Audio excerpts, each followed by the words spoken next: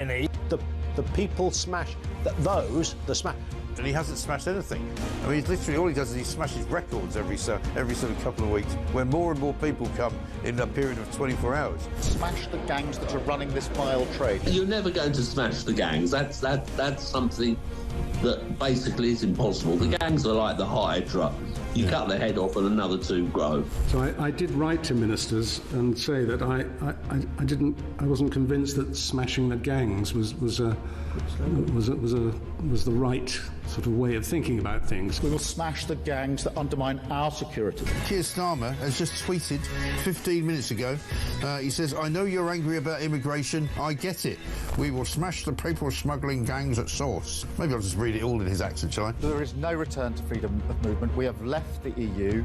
I do not accept that prevents us working with other police units here, with prosecutors here, to smash the gangs. Well, I'm sure the smuggling gangs are absolutely quaking in their boots now. Keir Starmer is on their case. Solving this issue, smashing the gangs, is that the impossible dream, Tom? It really seems beyond him at the minute, I have to say. We're going to get the evil people smugglers and we're going to smash them and we're going to put them in jail. That will solve the migrant crisis. Prime Minister Keir Starmer's promise to smash the gangs has resulted in just 5 convictions. Hurrah for operating small boats. So what he really wants to say is that this policy of smashing the gangs is a total and utter disaster. There isn't a cat in hell's chance that it's going to work. It's crap. It's crap. That's what he's basically saying. I know you're angry about immigration. I get it. Across the UK, on DAB+, on your smart speaker, on your smart TV, and on your side. This is Talk.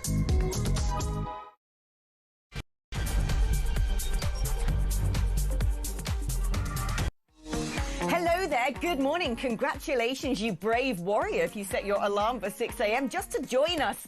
Also, I think you need to go and book yourself an appointment with a psychologist, because if I were you, I would probably be tucked up in bed, the duvet wrapped around right under my chin like a little mummified creature, snoring quite happily into the later hours of the weekend. But you, my dear friends, that's not the way you play things, is it? No, you've already got a steaming cup of tea. Did you put a shot of whiskey in it? OK, fine, I don't blame you. That is the state of the world right now. You can have an afternoon nap, especially if it's going to be sunny. You can go and lie in your garden or the local park, as long as there's not creepy migrants there. Anyway, welcome to the show. 4 hours of who knows what. That's the way that breakfast goes, isn't it, when I'm at the helm? We never know quite what's going to come out of my mouth, and that's half the joy. That is the jeopardy of it all. And I'm pleased to say that to help me hopefully not get arrested or sacked or cancelled or any other sort of horrible fates that might befall me is Paul Cox, comedian and broadcaster. Morning, Alex. I'm not sure I'm the best co-presenter to help you with that. I am more likely to get you arrested or cancelled. But that's what we like. Let's dive in and find out what happens. Let's get on the edge of life. Let's see. I live every day like it's my last, because one of these days it's gonna be. Let's hope it's not today. The things that I say. Anyway, turns out that I'm not the only person pretty annoyed at all these random men getting in boats, raping our kids, being put in hotels. No, most of the country doesn't like this as well, and protests have been taking place all over the UK. Aldershot, Epping, Nuneaton, Norwich, Altrincham, Leeds, Portsmouth, let's not forget London. Probably many more I have yet to mention. But you can't really blame people, can you? Because it's becoming clear when you look at statistics, when you look at news stories. Yes, of course, not all of these people holed up in hotels are committing crimes. But the sad truth is there are a number of them who have pretty weird ideas when it comes to sex, when it comes to children, when it comes to women. Exactly. And I mean, I don't really care that it's what the percentage is. We get distracted by the percentage. If someone says to me, you know, it's only 3% of migrants illegal migrants in illegal migrant hotels that are doing the raping and sexual assaulting, I don't care. I don't care if it's one on every boat. You know, burst the boat, let them sink in the sea for all I care. If we are importing that level of disgusting criminality, then it has no place on these shores. We've got our own problems. We don't need to import it. And I'm not surprised surprised that people are protesting in the numbers that they're protesting in. It's fascinating, really, because you've got people like Keir Starmer that are gaslighting the whole nation, telling us he's going to smash the gangs and get this under control, and the problem's not that big, and he's got a whole cohort of lunatics around him parroting the sort of things that he says. And at the same time, there are also people protesting in favour of illegal immigrants. Who are these people? Well, they What are is mental. wrong with- They are mental. I get leftism is a form of mental illness, isn't And it? I don't know if it is leftism or if it's just mental illness, because who in their right mind wants to support this? When the statistics show exactly what's happening, who in their right mind wants to join a protest and say, no, we are for these migrant hotels? We only have to go back a couple of months, the pro-Palestine, the pro-Hamas protests. Anyone who was Israeli or in support of Israel in any way was told to keep away, and if they were involved in any way, they're arrested and moved away for their own safety. Now we're protesting against rapists and men sexually assaulting young girls. They're bussing in. It's so weird, isn't Shed it? loads of these protesters who think that anybody that's protesting against these rapists is in some way racist or bigoted. But I mean, what I find absolutely crazy is, to me, the people, all these counter-protesters, the short fringe lot, they've always got mental health haircuts. All of those people are basically the racists, because what they see is some sort of, young man from some sort of sandy hellhole, and they think, oh, poor thing, he's got brown skin, we must look after him. He's a victim. He's so afraid. He needs help. He needs to have a phone given. He needs yoga lessons. He needs a computer to play on because he might feel lonely and he might be disturbed by things. And I'm like, that's racist. You're just essentially looking at a load of young, virile, canny, scheming young men. These men have crossed continents, paid traffickers, got on a boat. There's nothing weak about them. Exactly. They're hardliners. These guys are hardliners. They can't wait to get to Britain and finally get to look at a bare leg. They haven't even seen an ankle back at home. And yet the leftists are like, oh, poor little things. It's like this whole... to me, that's racism. To see people from a particular country and instantly think they're pathetic and vulnerable and only white people have to look after them. Mental. And I haven't seen one anti-racist so far that isn't accidentally or on purpose racist. Every single one of them is. They all believe that the brown people, the minority people, are poor, uneducated, unable to make decisions for themselves, have no idea what they're doing. It's just their culture. Raping's part of what they do, and we're all supposed to go, well, that's absolutely fine. I couldn't care less for any of that sort of stuff. At the end of the day, if we are important, I couldn't care what colour they are, by the way. It's the least interesting thing about them. Yeah. It doesn't matter. You wouldn't say that about any other criminal. You wouldn't say we should let them off because they are brown. We should let them off because they've travelled across loads of safe countries to get to our particularly safe country. Nobody in their right mind would support that, unless, of course, they see it as this political lever that they can pull to justify their anti-fascist, anti-racist regime. All of it's nuts. All of it's going to bite us in the bum. And it is biting us in the bum. That bum is well and truly gnawed at this point, isn't it? I mean, this is the whole thing. These protests, the government still aren't listening at no point. And this happened after Southport as well. That Egypt with the congestion problem. I don't mean Ed Miliband, who needs his sinuses looked at before Sir Keir Starmer. They all do in that party. It's the Ministry of Funny Voices. But that idiot of a Prime Minister of ours never talks to us. He doesn't go to a podium and say, I get your concerns. I know this is a frustration. I know that this scares you. I have every right to be concerned. Given the headlines, we're doing everything we can to sort this. He just ignores it. He sweeps it under the carpet. He gets his scheming little people in Whitehall to come up with secretive units to spy on people on social media, and people saying anti-migrant things and people saying anti-government things, and tries to freak us all out by throwing the odd person in prison to say, well, that could be you.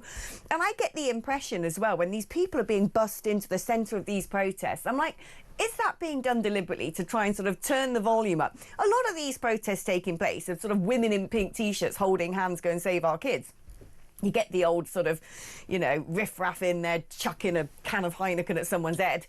But by and large, these are ordinary folk who are desperately concerned about the safety of their society, which is absolutely right. You can't expect people to be gaslit anymore over this. And the Prime Minister just does nothing. It's like he doesn't know how to talk to ordinary people. It's like all of us are alien to him. he's not driven in any way by what the common people believe or think either.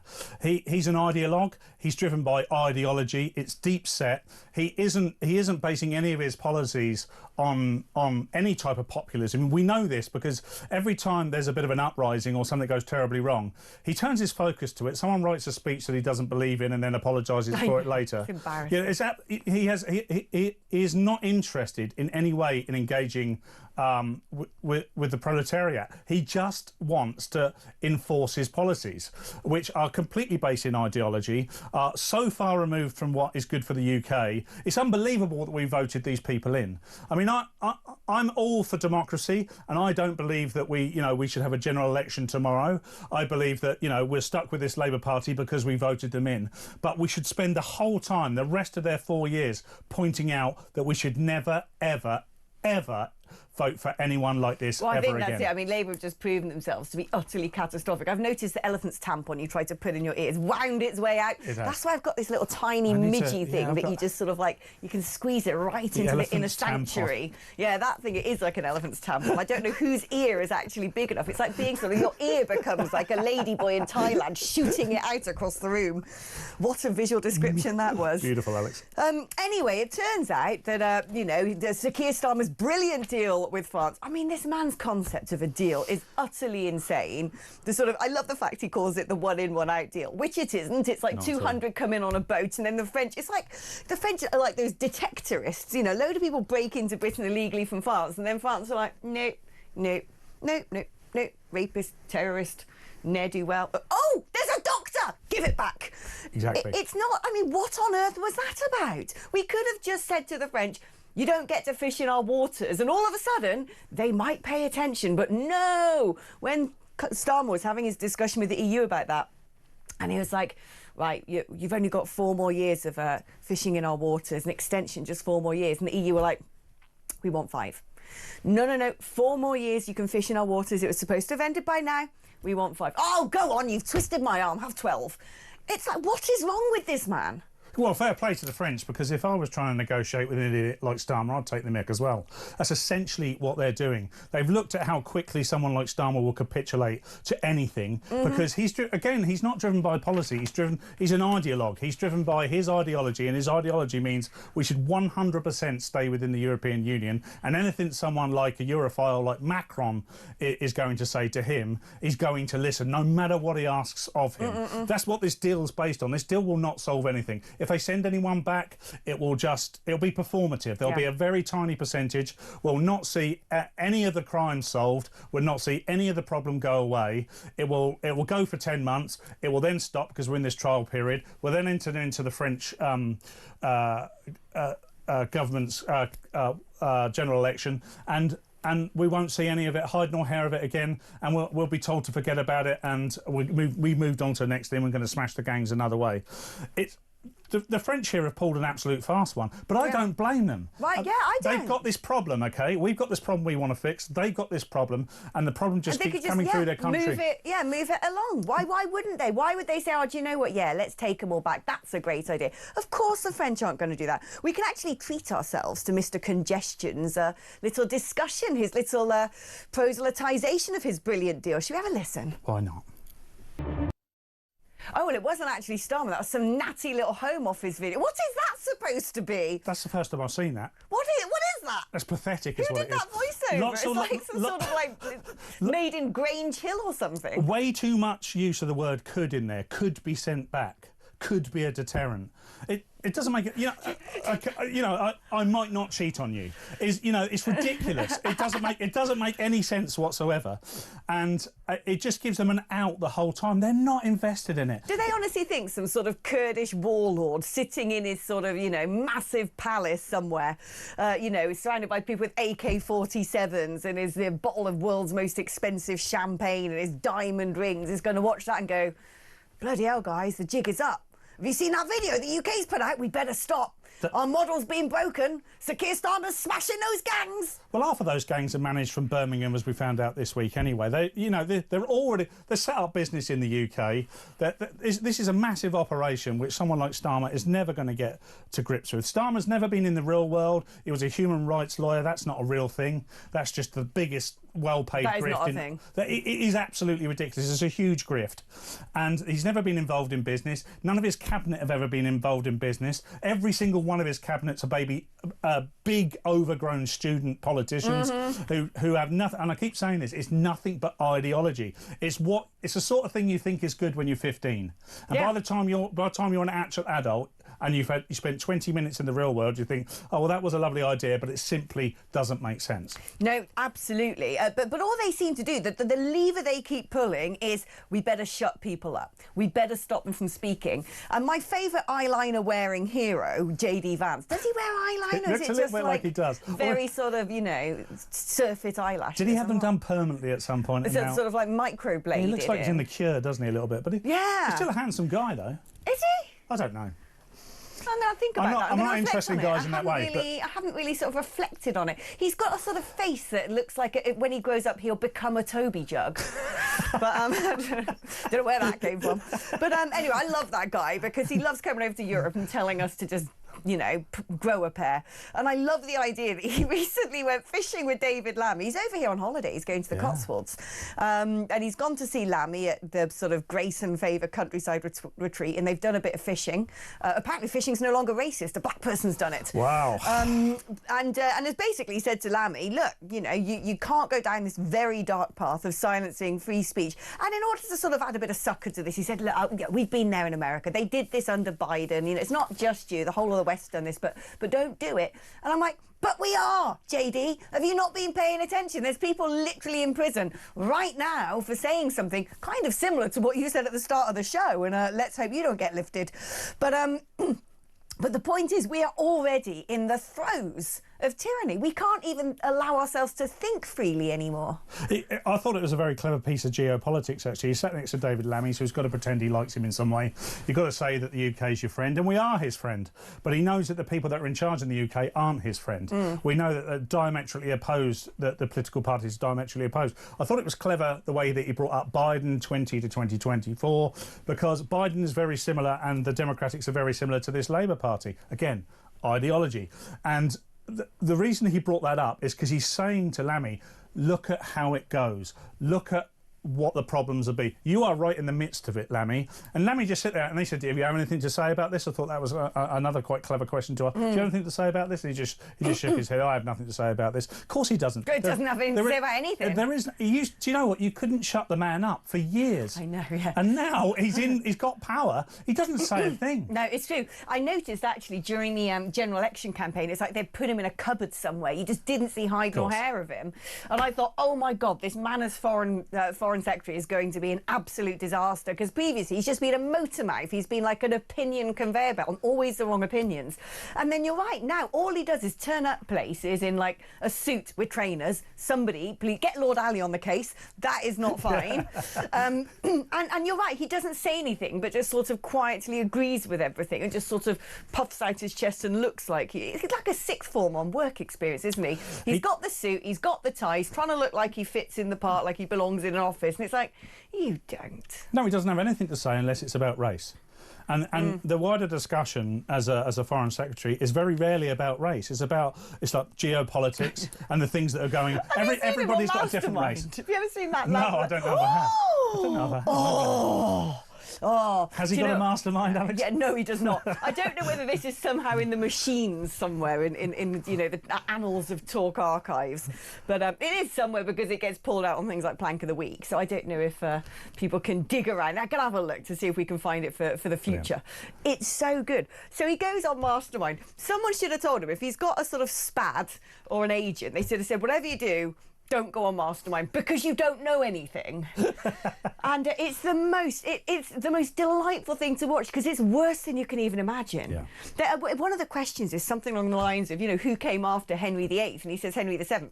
It's just like, oh my God, can you be worse than this?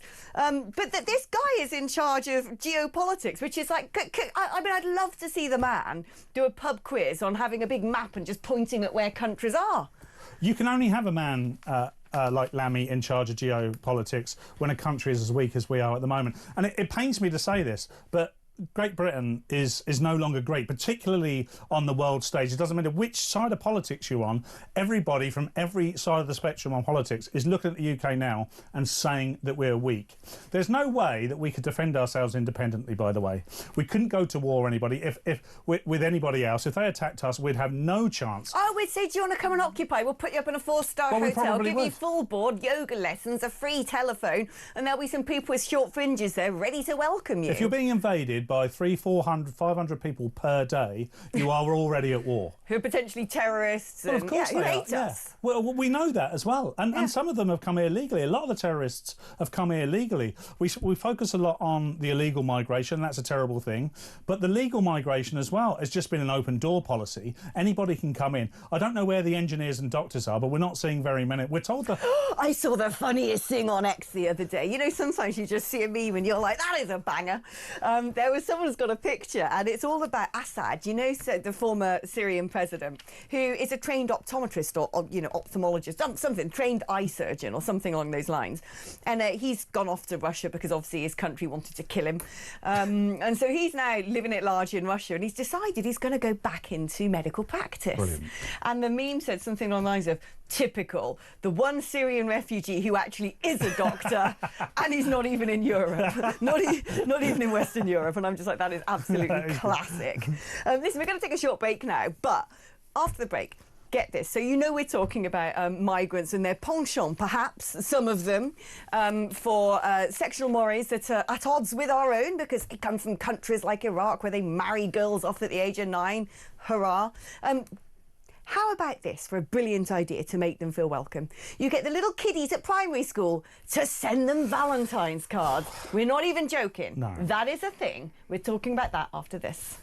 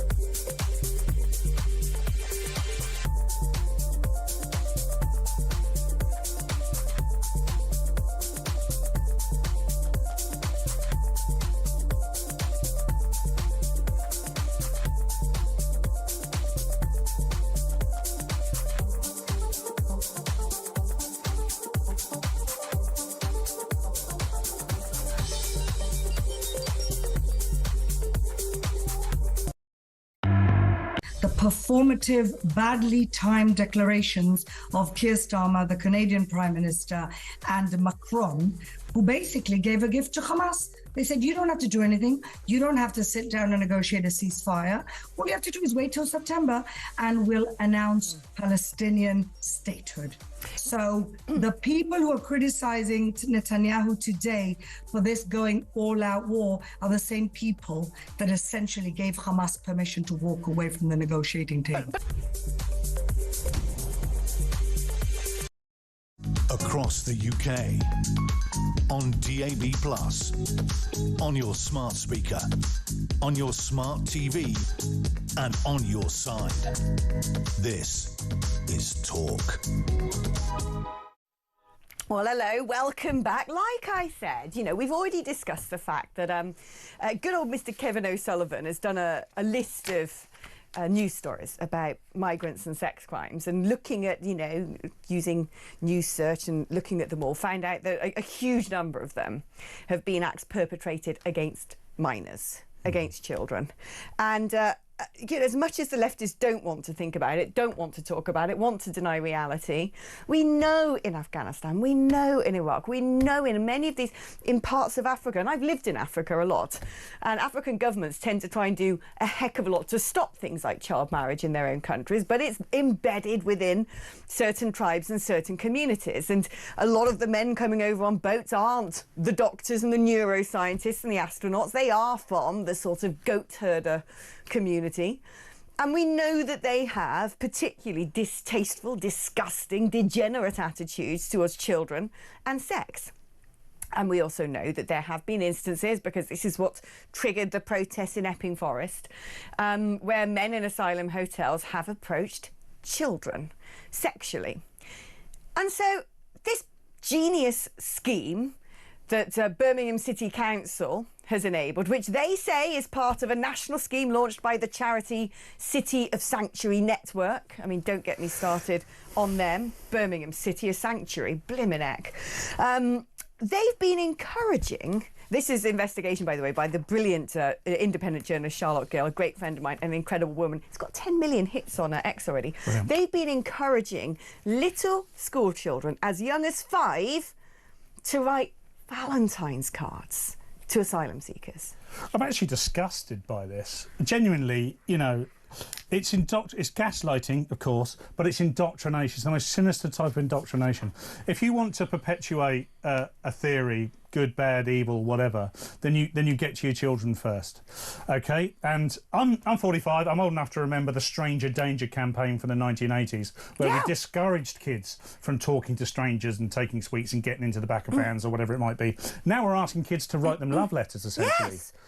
But I mean, I say this about, you know, teenage girls have had all of their normal biologically interwoven faculties, which is the hair standing up in the back of your neck, looking at somebody who is not from your own culture and perceiving them as a potential threat. These are inbuilt systems to protect us, and also pattern-seeking behaviour. You know, you see that person's done this, so maybe someone similar to them might do the same. This is all being eroded, and instead, especially girls, are being told that these men require their affection and their attention and their special consideration. It's like saying to Little Red Riding Hood, here's a picture of a wolf. When you see him, go and give him a cuddle. He's really lovely. They're the most vulnerable in our society, children, alongside elderly people. We don't look after them particularly well either. But we're talking about children, and we should be doing much more. It's a very sad indictment of us as a society that we are quite happy for the sake of, I'm going to say it again, ideology, for the sake of ideology, we are putting our children at risk. Now, this is all under a thin veil of being kind, doing the right thing. These people are fleeing war and persecution. Most of them aren't. Most of them are coming for the benefits. Most of them come... I mean, what most of them come for benefits, but also I'm beginning to think that a lot of them, when you see some of these videos circulating on social media that either the traffickers put up to entice these young men to come over to the UK, or the young men themselves are putting up to brag to their mates back at home, there's always a sexual element. There's so many videos on TikTok of, you know, they always do that sort of two-finger sign like this, you know, the selfie, look at me, living it large, aren't I cool like a rap star in Britain, ooh, pan the camera around, look at all these hot young women. And I think a lot of these men genuinely come over here because they also want to get their leg over. Because you come from Afghanistan where women aren't allowed out the house, and when they are, they're dressed like a ghost. And it's not as if they're living in, you know, a particularly sexually liberated world. And they come over to Britain, and what are they bombarded with on smartphones? Things like Bonnie Blue. They must think they're a kid in a sweet shop. We are a sexually liberated country, and we're part of the Western society, which is very sexually liberated. However, we have culturally been taught over decades and decades and decades that comes with a certain level of consent and respect as well. So there aren't just, and I know that it's not true to say that there aren't white men or British incumbent culture men that aren't wrong-uns. We know that they are, and you know that's something we have to deal with. But on top of that, we're importing people who are essentially sexually deprived. They have a type of sexual drive that is way outside of our culture. They don't know what to do with it themselves, and I have no sympathy with them. I couldn't care less that they don't have any idea what to do with themselves, but they shouldn't be here. They absolutely shouldn't be here. Getting little love heart cards from 5-year-old girls. The idea, and even 16, I've got a 16-year-old daughter, right? The idea and she's very vulnerable at that age. The idea that these men, some of them are in their early 20s, some of them could be talking to girls my daughter's age and encouraging them into a relationship. Now, these aren't going to be loving relationships. They're only after one thing, and we have no idea what their criminal history is. And to be putting children of any age, you know, 5 up to 18, in harm's way, deliberately to back up the gaslighting that's been done by people like Keir Starmer and his cabinet, to me is absolutely disgusting. We're going to look back on this maybe as hopefully as soon as 2 or 3 years' time and go, we got this incredibly wrong, and in some way we are to blame for the sexual assaults on children. I think so. You know, I often wonder when it comes to the grooming scandal as well, how many girls are sort of told you mustn't be a racist, you mustn't think badly of these people. And that, you know, I'm a woman and I've been through this journey myself at one stage where you sort of think these people make me uncomfortable, but you think, oh, I can't think that way. I shouldn't approach the subject. Is it because I'm a racist? And I'm a hardline right-winger, and I've suddenly come to the realisation that I'm a bit of a racist, and that's normal, quite frankly. It is all part of, like I said, a biological protection mechanism to be xenophobic. I know that sounds terrible, but it is. It is the way that as pack animals we are supposed to be wary of people who are strangers. Like you said, stranger danger. We're teaching young people to brainwashing them to erase all of those self-protection mechanisms. I would far rather have a young person being a little bit scared of a man from a different culture, you know, shacked up in a hotel, even if he's the nicest person on earth and wants to sort of, you know, help them cross the road or something. I'd rather that person was offended because a child was scared by them than these children are being taught to actually give them specialist attention, special affection. It's really weird. The fact that we keep using the term offended, it just means that it's very much part of the zeitgeist now. The idea that these guys might be offended, they're not offended. No. The idea that people are offended on their behalf, and so what?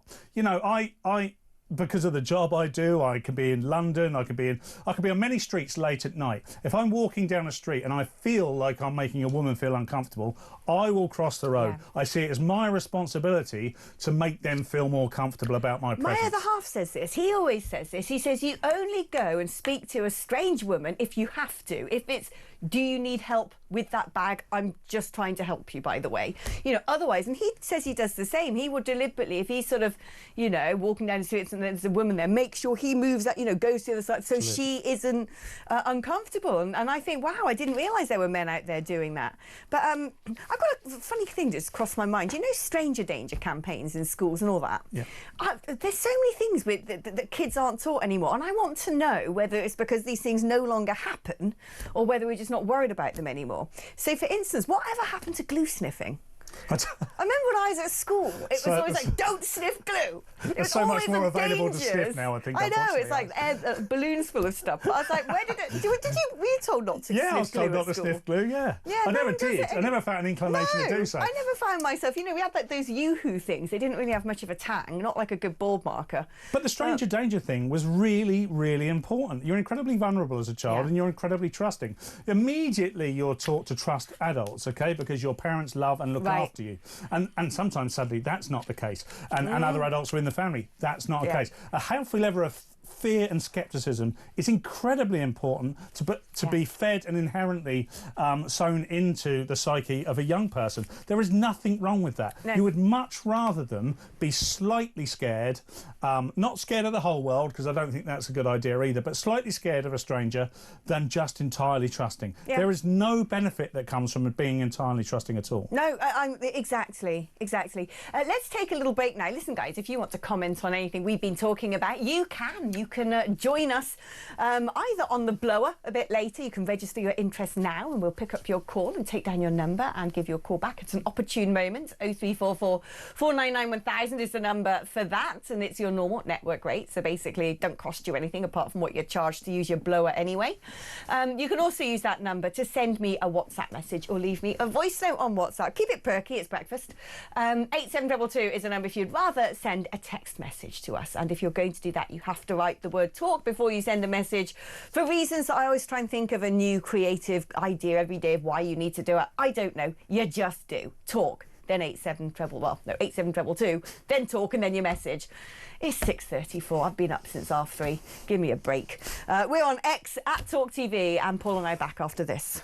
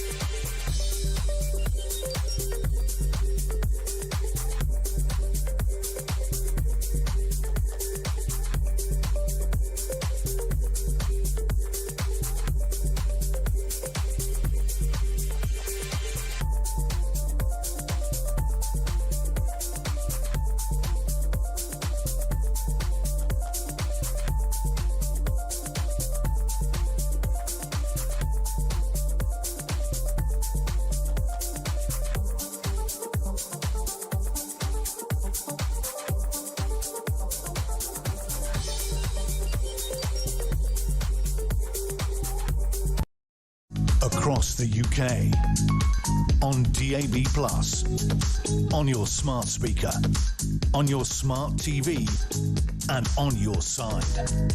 This is Talk. Well, hello. Welcome back to the disorder, the chaos that is breakfast here on Talk with Paul Cox and Alex Phillips. Talking about, we want to have a light-hearted breakfast show. It's why we pick a comedian to come in here, because it's, you know, it's a weekend and you want to have a few laughs. You don't want to feel too morose at the start of your free time. And we were just saying during the other break, it's really hard to sort of make quips and find joy and titter about migrants and rape. So, you know, brilliant. We've been doing our best anyway. It's a challenge. Anyway, what we're going to do now, however, is go through the newspaper front pages in some sort of disorderly fashion. The first one I've got on my collection is the Groeniad, The Guardian. So there you go. This is, like I said, fishing no longer racist. There's a David Lammy there holding a fishing rod, much like the countryside is racist. Apparently fishing isn't anymore because he's having a bromance with JD Vance, who is over in the UK for a holiday in the Cotswolds. And then in typical Palestinian-loving furore, The Guardian is talking about the future of 1 million Palestinians now hanging in the balance because Netanyahu's going full postal on the Gaza Strip. Thoughts? Yeah, well, the reason that there are 1 million Palestinians' lives in the balance is because of what happened on October 7th in 2023. I don't know what they expect. I know this is old ground to go over, but I'd just like to remind people that there was an attack on Israel, and if you're going to gun for the king, you better win, because if you don't, they are going to annihilate you. And especially with Netanyahu, again, not particularly funny. You know, the man is not going to accept this lightly. He hasn't done. And with urban warfare, you are going to take out, maybe you're going to get 1 for 1 or 1 for 2 when you take out Hamas for civilians. It's very sad, but that's exactly what's going to happen. Can't turn back time now. And he said he was going to stop it, and he is going to stop it. Yeah, no, exactly. And it's quite interesting that he's using the date of October the 7th, isn't he, to say to the Palestinians, you've got to get out of Gaza because we're coming in. You've got to get out by October the 7th, as if to make that connection, the story arc, to say that is why you hated us, you backed Hamas. Not all of them. I think a lot of people just were forced to back Hamas or have their heads rolled off the top of an apartment building. But there were plenty of them, quite frankly, plenty of civilians in Gaza who loved October the 7th. They loved it. They were cheering in the streets. They all wanted to touch the hostages and the dead bodies and celebrating, waving their flags around. So I'm sorry, these aren't all just innocents as far as I'm concerned. And like, what do you expect Israel to do? I think I'm the only person left who still fully stands by Israel. And I'm like, you get in there and do what you need to do.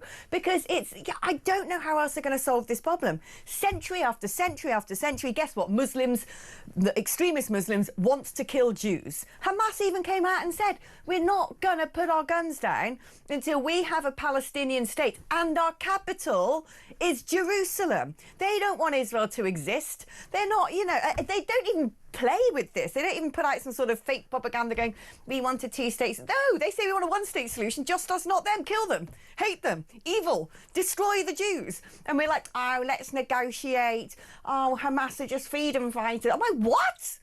They're monsters. They're evil. They are the very definition of what evil looks like. If there is Satan... and he decided he was going to sow his evil deeds on planet Earth, he would be doing it via Islamic extremism. That's my view. And so Benjamin Netanyahu's there saying, look, we're on the front line of this. We're fighting tyranny and terrorism on behalf of the whole Western world. And I'm like, you get in there, sunshine. Absolutely. I'm like the only person who's still saying that. No, I don't think you are. I fully agree with you. And the idea that there is some line that's been over, Israel have gone too far. Tell me where the too far is. Tell me where we should go to. It's a bit like, how many rapes are we allowed? How much of the cancer can we cure? Exactly. So, how far can we go to defence? Now, he knows that the only way he can truly defend Israel is to eradicate Hamas. And I think, given the opportunity, standing alone in the Middle East, Netanyahu will do it. Yeah. And the biggest problem he's going to have is from within. So it's from within his allies. It's going to be from within the US. Yeah, it's going to be from the UK government. They're going to constantly say, "Oh no, don't go that far." Like there is a line that could be drawn. When we fought the Nazis, but everyone says, "Don't do this, don't do that," and it's like, okay, what do you want to do? What's your solution then, Starmer? Someone's like, "Oh well, you better not do that bloodshed." Okay, Sir Keir. What would you do if you were Netanyahu? Actually, I don't even want to know, because he'd be saying, let's build 5-star hotels for Hamas. It doesn't make any sense as well. And we all often forget that Keir Starmer's wife is actually Jewish. I'd be very interested to know what the conversations are like in the flat above number 10 when he's do you reckon she's in there with him, mind? Or is he down Lord Ali's house? Some people are... turkeys that vote for Christmas because they are blinded by the ideology. I keep saying it today. It just keeps coming up. People seem to be lost in this fantasy that life is fair and that life is all going to be okay as long as you're kind and good. No, the reason that the Middle East, some of the countries in the Middle East take advantage of it, try and take advantage of Israel. They're not taking advantage of Israel, but do take advantage of us, is because we have weakened ourselves by removing our principles and saying it's okay. We'll forgive you. No, we can't forgive you. We are going to protect our culture at all costs. Yeah, I mean, we had an Israeli envoy on yesterday, and she was saying something on the lines of, I can't remember her exact words, but it's brilliant. She said, the thing is, with Gaza, it's a sort of medieval Islamist war. These people have no values similar to our own. We can't sort of empathise with them, saying, oh, they're just like us, fighting for the good of their country. No, they're not. And she said, but the problem is it's seen through a Western lens. Yeah. And I'm like, it is. That is the difficulty. You've got to understand the sort of blood-curdling ideology of these people. They don't care about death. They love a bit of death. If they die, 72 virgins. If other people die, they're martyrs, or they should be dead anyway because they're not Muslims. This is the ideology of Hamas. Yes, we're not talking about all Muslims, they're not, but this is the ideology of Islamists. It's very simple. Right, the newspaper, we talked about this already, J.D. Vance and the sort of fishing expedition. I just hope when Vance comes to the Cotswolds that he goes to the right bit of the Cotswolds. It's a big old area, the Cotswolds, isn't it? There is, yeah. As an inhabitant of them now, I feel I'm like, woohoo, look at me, I live in the Cotswolds. But I live in the good bit. I live in the bit where people say, ooh-ar, and you open your front door and it smells of poo. I even said that I don't poo. You can get that in London, by the way. So. Yeah, different kind of poo. We're talking about deliberate poo on fields, which also you get in various parts of London as well, particularly if you see a tent nearby. No, there's two parts of the Cotswolds. There's where the real people live who belong there, and then there's the ones who come in their massive shiny Land Rovers from London and build swimming pools. And I'm like, JD, if you go to that bit because it's where the fancies are, you're going to hate them. You're going to bump into Ellen DeGeneres down the road and you're not going to like it. They don't like Trump. I think didn't she go back to the States as soon as he arrived? Did she? I think on holiday. Yeah, back to where, because it's only JD Vance and Trump that make America unsafe, of course, according to her. Somebody else who's unfortunately suffered a mental breakdown, but it's been turned into a career. You know. So Ellen DeGeneres. Yes, basically her whole life has become this kind of mental breakdown where, you know, she's managed to convince everybody that she's this wonderful person, but in the background she's absolutely not this wonderful person. It's a weird thing, isn't it? On the left, like, being mentally ill is a sort of badge of honour. You should be celebrated and beatified. On the right, you're just, you know, evil. You're scary. Exactly. Right, the Daily Express. All kids must be safe in school. No, this is a really... oh, God, this is actually terrible. To write letters to paedophiles, then. Yeah, well, that would help. But no, this is about, I mean, knife crime in schools. We're going to be talking about this a bit later. Again, it's very difficult to sort of make light of this, but like I said, once upon a time, when I was at school, it's don't sniff glue, and now it's like, don't stab people. Like, what on earth has gone? How did this happen? I don't know where the tipping point happened. I left school in the mid to late 90s, and at no point did anyone consider taking anything out of their mum's kitchen to take to school with them, let alone a knife. And now, you know, it's incredibly unsafe. And I don't think you can blame things like rap, you know, the old things that people used to blame, like video games and rap culture. That was around a long time before this happened.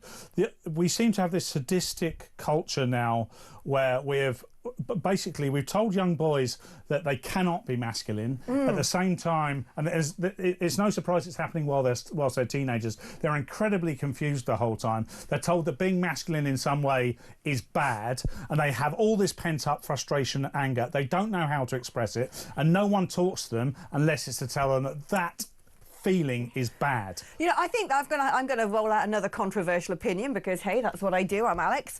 I remember when I was at school and I went to do French exchange in this place called Tourcoing, Bousbec or something. Lovely. Near Lille. No, not lovely. It's very much the opposite of lovely. You know, when I picture France, I picture vineyards and rolling hills and good wine and baguettes and cheese, and I love France. I'm a massive Francophile. But where I happened to go on French exchange is one of those industrial heartlands with high levels of North African immigration. And they had weapons detectors on the school gates. They had, you know, school gates locked and knife arches. And this is back in, gosh, like 2002, something like that. So about, you know, over 20 years ago. And I can remember thinking that was utterly crazy. And then now people are calling for knife arches in schools in the UK. And I must admit, I kind of think the knife culture is an imported culture. There's a certain, you know, I think that the idea of young people stabbing each other and carrying knives, an eye for an eye, is not indigenous to white Western European society. And I do wonder how much of this culture has been imported from the sort of hairier parts of East Africa and North Africa and the Middle East, where, you know, carrying a machete or getting your stab on and, you know, sort of family feuds is all part of... It's the perfect storm, isn't it? We've got this, and I think that the way that we treat young boys and people being masculine is terrible in this country. It's terrible in the West. We feminised all young men and told them that that the way they feel is bad, the way that they innately and naturally act is bad. They haven't been taught how to turn that into a positive in some way. Any man who tries to open a door or, you know, protect a woman in some safe incumbent culture way is treated as if they're a chauvinist in some way, and that's also bad. And that's been mixed in with this multiculturalism where the idea of carrying... I mean, you never saw a machete before, let's say 2005 maybe. The only time you saw a machete was maybe in a film. You couldn't buy them. You can't go to Asda and buy a machete. So I've no idea where they're getting I'll tell you what, when I was living in Kenya, it was really cynical, but during the election time in Kenya, all the supermarkets had, they called them pangas over in Kenya, on all the supermarket shelves. Like, in the run-up to election, it's like, oh my goodness. Which is why I'm somebody who has lived in Ghana, lived in Kenya, lived in India, lived in China, worked in Nigeria, worked in Pakistan. I've been around the place, right? I know how the world is out there beyond Britain. And guess what? They don't behave like Brits. And that's what I'm saying. Knife culture I think very much imported. Right, we've got to rattle through these quite quickly. The Mirror has a really weird picture. Apparently Camilla is on some yacht, a Tory donor's yacht, a Saudi tycoon's £30 million pleasure boat. All I can say is that weird picture on the front of Camilla, or what they say is Camilla, kind of to me looks like a hybrid between old Greg from The Mighty Bush and Jimmy Savile. Yeah, what is that? Who's that? She looks like a Roman. She just looks like someone who's nipped down the spa on a council estate in her slippers and dressing gown to get a packet of fags. It doesn't look like the Queen of England. I know. We're supposed to call her. The Queen of England on a yacht. It's like, what is that? I couldn't care less that she's on. Whoever. No, I don't care. I mean, have a nice time. Yeah, exactly. Who cares who's paid for it? Of course, it's a Conservative or a Saudi donor. The left wing don't believe in making money. I know. So how are they going to afford to buy yachts? It's the politics of envy. It's the Daily Mirror. It's not worth reading. True. Right, here we go. The main picture on the Telegraph is Jeffrey Epstein and a man with an impressive sort of side quiff, who apparently is Epstein's butler, saying there's no way that he killed himself. I mean, this Epstein stuff has got to come to a head at some point. Well, yeah, absolutely. I mean, we have no idea where truth and conspiracy starts and ends anymore. It does. I mean, the idea that at one point there was this black book and this list, and now there isn't a black book or a list, and that's all gone away. He definitely didn't commit suicide, and the people that are telling this are the people that stand to lose the most if he was murdered, and if there was a list. And we know that we're lied to on a daily basis. I blame weirdly I blame COVID for all of this. We lost all faith in everything. I know. Because we suddenly realised all the lies that we were being told. We were being fed just played out in front of us, and we all went, well, what else isn't true? I know. Yeah, it's true. So there's no point dwelling on this, but all the leftists are joining forces to make one giant leftist mob, or the eco-lot. Like, it's basically the embodiment of Dale Vince in mass human protest form. It's Gaza, it's the Palestinians, it's Just Stop Oil, it's all of them all getting together and planning direct action. We've got to go to break, so let's rattle through very quickly. The Times says tough checks on EU trips. British travellers must prove they have return tickets, funds and insurance under a new system. Meanwhile, we're like, yeah, just use our electronic passport gates, come one, come all. And Europe are like, no, we're going to make it as hard as possible for British tourists to spend money in our economies. Guess what? I don't think Italy and Spain and Malta and all the rest of it are going to enjoy doing that, and people then going, do you know what, I'm going to go to Florida instead. Yes, Dean, I can see you waving. We're going to go to break. And finally, the Sun's front page is all about ticketless Oasis fans breaking into concerts, but we are going to be talking to the brilliant journalist at the Sun a bit later. So there you go, wrapped up the newspapers. Now, Dean, you can get your break.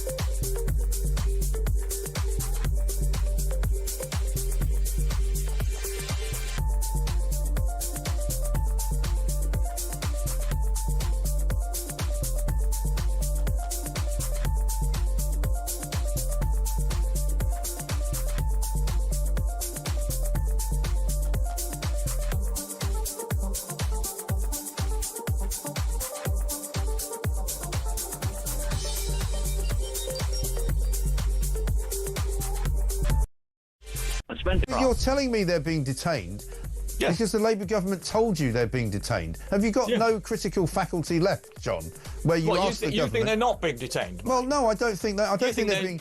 I don't think all that video was just for fun and they've just been told to mind how you go? The video shows me... The video shows me they're sitting in a room somewhere. If I want to see somebody detained, I'd like to see them being locked in a room with bars on it, right? That's detention to me. Being told to sit in a room with coffee and donuts is not being detained. They're being detained. They're going going to be processed. But you don't know where.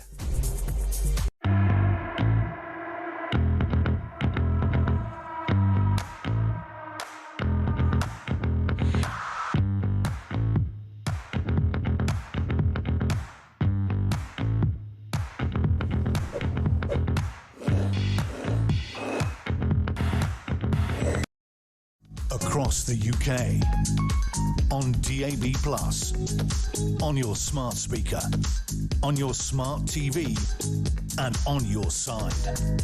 This is Talk. Alrighty, going to rattle through some of your messages because I'm saving this one, the suspense of this front page, because I love it. Listening to you whilst out with my dog at Evesham Country Park. Hope that counts as a good part of the Cotswolds. I grew up in Evesham, by the way. I did, in Pershore. Was it Pershore? Dequel Place. Anyway, my grandparents used to live there in a council house. And I used to spend all my weekends and holidays there. My uncle still lives, Uncle Bilk, if you know him, in Evesham. He might be walking his dog as well. Say hello to Bilk if you see him. Alex, where did you manage to find a comedian that's not a complete idiot? Get his name out. Paul Cox. Thank you. Get your name out. Get his shows out. Brilliant. Get your shows out for the lads. Yeah, Dean in Ealing is going. And I love this, Dean in Ealing. My producer's called Dean and he lives in Ealing. I'm like, cheers, Dean. all right, yeah, go on then. We've got I don't mind, I'll take it. Now, Alex, I love your wit and your straight talking. I'm in total agreement with everything you're saying. P.S. I've been to Tucker's Grave, had 3 pints and was absolutely steaming. Tucker's Grave! It's a great cider pub destination. It does put you in a grave. Hi, Alex and Paul. You're absolutely correct about being a little bit scared of things as a kid. Wasn't that the purpose of fairy tales? Like Little Red Riding Hood, Hansel and Gretel, says Sonia. Yeah, it's a very good point. Right, now, the Daily Star is always my favourite. I just think this is like a national treasure, this newspaper. I'm sorry it's by the wrong publisher and it isn't published in this building, the Murdoch Empire, but it's just, it delights me. Private Eye's gone all woke and too clever. Just move away. The Daily Star is here to save the day. It is brilliant. The headlines are brilliant. They do magic eyes in there. Magic eyes. Wow. Yeah. That's a throwback to the 90s. That is a throwback. Glue sniffing, magic eyes. Come it's all on, going on. Grange Hill. But this is brilliant. So Rupert Lowe, former Reform UK MP, very outspoken on migrants, very sort of vigilante, gung-ho, a political mercenary, fighting the good fight. Everyone loves him for his bravery and his, pizzazz and his vim and vigour. Well, he obviously has the coastal constituency of Great Yarmouth, and I just imagine him sitting there in some sort of like dilapidated hotel with his reading glasses on, going through political papers and his binos to one side, yes, pip, pip, looking out to sea. And he spotted on the horizon and put up on X a picture. You can see wind turbines, and you can see in this picture a shadowy outline of what looks like a dinghy. And the post says, dinghies coming into Great Yarmouth, and then capitals, right now! and then he puts, authorities alerted, I'm urgently chasing. Yeah, go on, get in there, Rupert. Woo, woo, woo, woo, stop those dinghies. Although, it wasn't what he thought, is it? Not at all. Poor old Roops. Like you say, he is fighting the good fight, but this is a bit of a misstep. He clearly had the wrong glasses on, and he send them back. Where to? Cambridge, by the looks of it. I mean, look at them. It's absolutely every single one of them. It's a funny story, but it's all part and parcel of what's going on at the moment. I don't think they're going to come in via Great Yarmouth. He should have checked, really. I mean, it's a long old way to get from wherever they are on the north of France to Cardiff. There's charity rowers who are going from Land's End to John O'Groats to raise £57 million for motor neuron disease. Chucking a bucket of water over your head is no longer enough. You've got to actually just get in the sea. But yeah, in response to his clangor, he's vowed to make a £1,000 donation. Oh, top work, Roops. And please just do the bucket of water over your head as well. Do you remember that when that was a thing? That was like 2010. That was weird, wasn't it? That started again though. This year. What are we supposed to do now? I don't know what it's for now. The ice bucket challenge. That's it. Well done, Dean.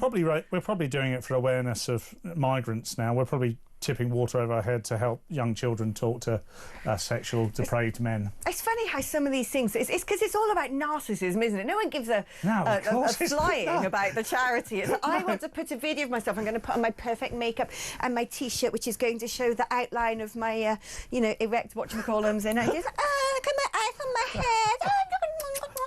Oh, for God's sakes. But people have gone meme-tastic on this. They put Rosie and Jim saying, Rupert Lowe panics and phones authorities after spotting 2 potential migrants in a small boat. It's just brilliant. So thank you, Rupert, for comedy relief. Yeah, brilliant. So I'm all for this, by the way. And, you know, I mean, it's a serious matter, but when someone makes a mistake like this, I'm all for it taking the mick. Yes. We should be taking the mick. Rupert will be laughing We shouldn't be himself. offended at all. No.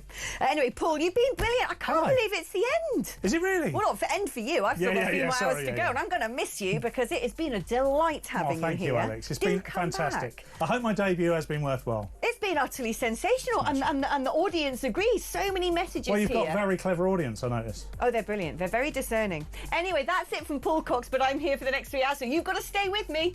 Thank you very much. I'm back just after this break. Put the kettle on.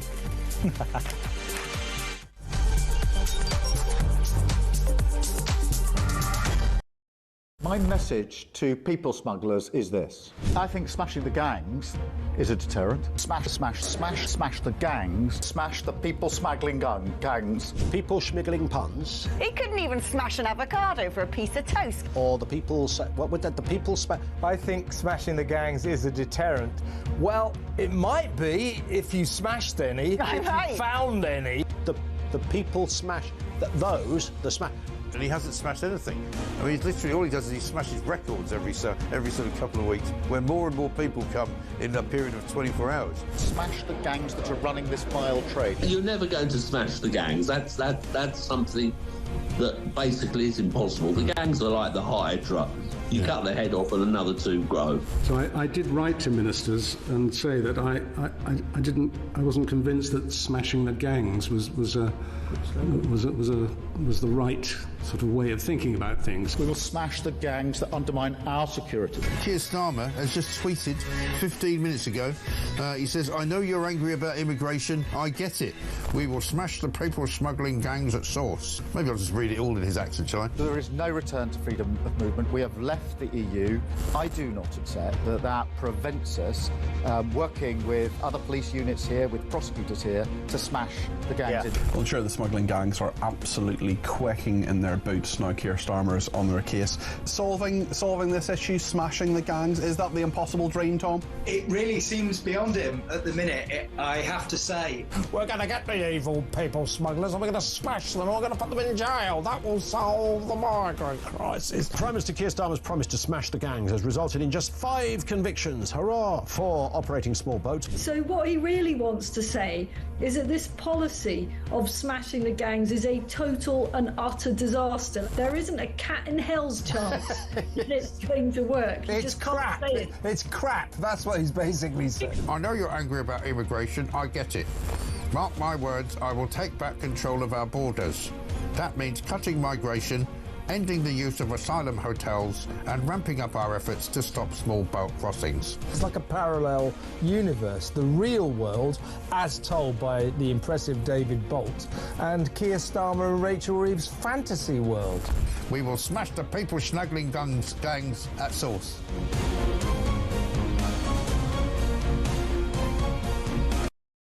Across the UK, on DAB+, on your smart speaker, on your smart TV, and on your side.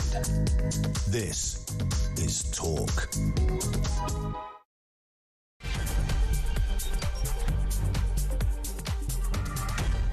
Hello and welcome back to the show. Mike Neville's joined me in the studio. He doesn't know when the break's finished. He's having a chit-chat with me then. I'm like, no, shush, we're coming back. Anyway, welcome back to the show. Wasn't Paul Cox fantastic, ladies and gentlemen? He was so... It's a hard job as a comedian when you're asked to come in, let's go through the front pages and the news, make it light-hearted, let's have some fun with this, and every single story is about migrants and sexual assaults. It's not easy to riff on. But anyway, we're going to sort of deliberately not lower the tone, but have a bit more gravitas now, because I'm pleased to say I'm joined in the studio by retired Scotland Yard Detective Chief Inspector, no less, Mr. Mike Neville, and we're going to go through... There's a multitude of crime-related stories at the moment, because we live in lawless Britain. We don't go wanting for a bit of crime. And so we're going to be rattling through those, and I'm going to hopefully be getting his insight as somebody who's actually done the job. First, is it anything like Line of Duty? What, the Professional Standards Department? I don't think so. Are there like AC12s? Are there like anti... There are, yeah, there's the Professional Standards. People don't really like them, I suppose, in the police, you know. But do they go and investigate other police and, like, you know, we're going to seize all your files, your documents? Yeah, absolutely, yeah, they can, you know, you can do. The worst, I mean, there are, you know, the thing is with the police, what I found, there's no sort of £10s and £20 notes being exchanged hands, because it's not worth anybody's pension, but if there is corruption in the police, it's that you know, you've got to bribe somebody with millions of pounds, so that these officers need to be rooted out and dealt with. And then there's all sorts of officers involved in everyday infractions. You know, they're involved in domestic violence at home, they're involved in assaults on other people, they're involved in petty thefts outside the police, and so the police have got to have investigators to deal with them. It's not a very, as I say, it's not a very popular job, but it's a necessary job. I must admit, watching Line of Duty, which is still the greatest television programme ever made, I think they're making another series.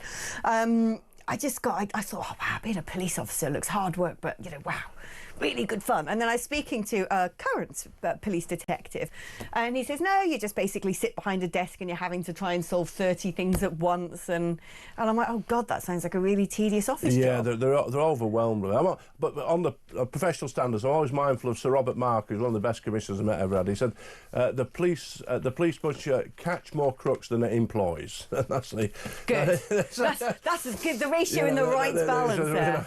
But this is it. We always go absolutely tonto when we find about wrong-uns in the police. But I would like to imagine that the vast majority of the police are just blimmin' hard-working, sensible folk who, by and large, are made to do things sometimes they don't want to. Have you seen that video going around on social media of that police officer at someone's ring doorbell? I don't know if you've got the clip to show you later, but essentially someone's got a ring doorbell and a policeman rings the ring doorbell and sort of really apologetic goes, I'm sorry, mate, I've got this leaflet. They've made me come down and give you this because they've seen on social media going to some sort of protest and, you know, we're advising you to not do this and not do that. And I know it's a load of... in Warwickshire it is. Is it Warwickshire? It's in Warwickshire. I saw that clip, and the police officer was, I think, as we would hope a British Bobby would be in past times as well, but it just shows how the police are or the senior officers are interfering at the highest levels in things they shouldn't be interfering in. They're telling police, I know we're going to discuss the issue in Wrexham, but the police are interfering in things where they shouldn't be interfering. Rather than getting on with the catching crooks and whatever else, the top level of the police are part of the establishment. And I don't know about you, Alex, but it's the first time in my life I think the government are losing control. And they're losing control, and they're lashing out because, you know, they're really cracking down on free speech, and they're cracking down on protesters, mums and dads, really. We keep hearing, oh, the police understaffed, not enough resources, austerity, and I'm like, well, it would help if police weren't there to give out little leaflets on how and when to protest and whether you've used nasty language.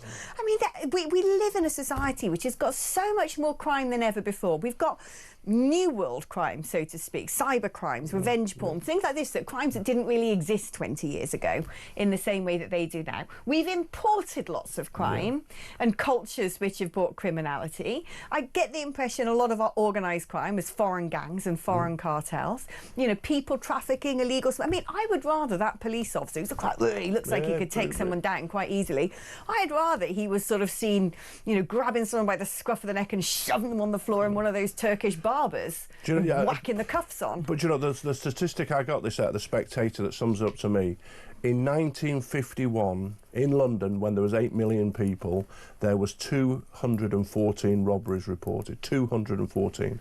In 2023, there was 30,000 robberies reported, and the population is 9 million. So the population has hardly changed since 1951. It might have changed in number, but the makeup... What has changed since 1951 to make robberies go from 214 to 30,000? And bearing in mind, in 1951, I reckon if you were robbed, you reported it. You trusted the police, you did it. Today, people are being robbed and are not reported. So I reckon there's 60,000 robberies. So we've been the establishment have lied to us all, and I think that we've seen that. What do you think has changed? Because I'd say it's the demography. It's immigration. I was responsible in 1995, I believe.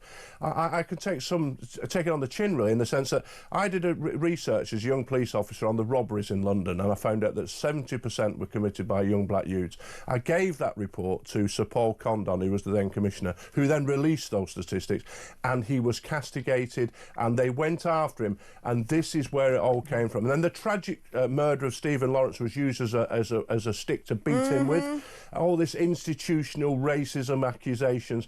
The police cannot help who commits crime. The young officers on duty right now, being faced with knives and daggers and guns and whatever else, they are there. They can't help who commits crime. And they're continually accused of racism by those in authority who have allowed this to happen.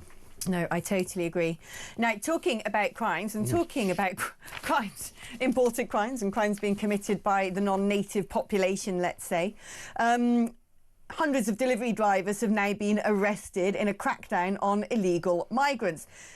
The Home Office said 280 were arrested in areas including Hillingdon in northwest London, Dumfries in Scotland and Birmingham. 53 of those are now having their asylum support reviewed, which means basically a leftist lawyer is going to, nothing's going to happen. 53, just 53 out of 280 having their asylum reviewed. We know that almost every single blimmin' delivery driver in this country is non-native, and a huge amount of them have either got dodgy. It doesn't mean they've come over on a boat in a migrant hotel, but I think most of them didn't come over with a skilled worker visa, right? Yeah, well, a skilled worker does mean somebody can work in a kebab shop, actually. This is a sort of madness of it. I walked by, I stayed down in Kingston last night in Surrey, and I walked by an alleyway, and all the delivery drivers were there. That's obviously their go-to place. And I said to my wife, if the immigration authorities came in, we know where. I can see that. Everybody can see that. And what we've had over many, many years is we've had a uni party. We've had one party, the Conservatives, who were obsessed with GDP, bringing in people, cheap labour, good to have a cheap nanny and whatever else. And they brought all these people in. And then you have the Labour Party, you see them as potential voters. So we've been absolutely... Loads of these people have been brought in for two reasons that have done the country no good at all, really. No good at all. I mean, where I used to live in London, because I've got myself out... You've got the elephant stamp on, by the way, Mike. The same happened to Paul Cox. Like I said, it pops out your ear like that, those earpieces. Who are they made for? Like the BFG? You need a sort of rubber mallet to hammer that thing into the side of your skull. They're dreadful. I remember once when I had to wear that earpiece, because my own earpiece had gone on the blink, which is a tiny little discreet thing, like a cotton bud, and I had to try and wear that. Oh, God, mine's falling off now in sympathy. And it was basically like the makeup department had to come up with all these hair grips, hairspray. It's like engineering to bolt that thing to the side of my head to hold it in the ear, and it kept squeezing out, so it was just in the vicinity. So I had to turn up the volume really high so it could just blast in the general direction of my eardrum. But don't you worry, we'll just survive without the blimmin' thing. Useless anyway. It's not like Dean's got anything to say, has he? Oh, he's got breakfast! Hey, Dean's delivering breakfast. But anyway, I mean, this ridiculous thing about the illegal delivery rider shutdown. Why weren't Deliveroo, why weren't Uber Eats, why weren't Just Eat called in front of the House Select Committee and told, get your act together, we're going to impose massive fines on you for this, for undercutting proper employment and creating a huge multi-million pound black market. But also there are places up and down Britain that are dodgy nail salons, dodgy hand car washes, dodgy barbers, dodgy vape shops, dodgy souvenir shops, dodgy American candy stores, dodgy. There's more dodgy illicit looking enterprises now than there are genuine high street retailers. Where's the crackdown on those? Well, there isn't. And who's going to do it? The trouble is, all the time the police, for example, are overloaded, so crime is out of control. The standard crime, the robberies, burglaries, rapes, child molesting, all these evil things, they're out. Added to that, the things you've mentioned, cybercrime, all to do things. The internet didn't exist 20 years ago. You can swindle somebody in Tokyo or Buenos Aires, you can do all that. And in addition to that, you've got all these extra tasks. Well, you've got all these illegal immigrants now coming working. There's no one to enforce these things. And, Border Force doesn't seem to be interested. And it's just, as I said, it's this gradual slip. Like I'm 58 years old, and I've never had this situation where I think the government are losing their grip. They don't know what to do about it, and therefore the best thing to do is to tell everybody to keep their mouths shut. No, that's all they've got now. Yeah. They, like you said, they've lost control completely. We live now in a dystopian future. It's happened. Dystopia's already here. And they don't know any way of controlling that. So all they can do is try and gaslight us, blindfold us, silence us, because that's easier to do, because we are law-abiding, because we are people who obey the rules. So if they say to us, shut up, don't do this, by and large we do. Here's a leaflet. Here's a leaflet. Except, of course, that hasn't happened, really, with these protests that are happening around the country outside migrant hotels. Good, I say. What's a shame is when you get some sort of scallywag who decides to come along and lob beer cans at someone's head, because a lot of these protesters, in Epping, it's sort of women wearing pink T-shirts or holding hands saying, look after our kids, these are normal mums who have every right to be scared. If you're going to turn up, I would say turn up smart. A friend of mine who lives in Norfolk, ex-guardsman, turned up in his blazer, regimental tie and his beret on, and held his little sign. If you're going to go to these protests, you're letting everybody down if you turn up in a tracksuit, drunk, throwing beer cans and abuse at the police. Yeah. The best thing we can do is look at the example of somebody like Martin Luther King and what he achieved in the States with his peaceful protests. You're going to achieve nothing by aggravating the police, fighting with people. All you're going to do is make everybody else look bad. And so everybody's got a right to protest, whether you're on one side or the other. But those who turn up in mass, tracksuits, throwing things, they're just trouble. Turn up like my friend in your regimental tie and your beret, or if you've not got any of those, just turn up looking smart and protest peacefully. And let's make a stand, because I just get the impression the country has had enough. Oh, it's definitely had enough. But the sad thing is about these protests is the extremely well organised and numerous hard left. Now, I think what's gone on here, and suddenly it seems to me that the commentariat, or elements of the commentariat, are waking up to identifying the existence of the hard left and how dangerous they are. All we've heard for about, since Starmer's gone into power anyways, far right, far right, far right. But it predates Starmer, this whole accusation of everything being far right. We've never spoken about the far left, which I think are far more organised and far more numerous and far more dangerous and disruptive.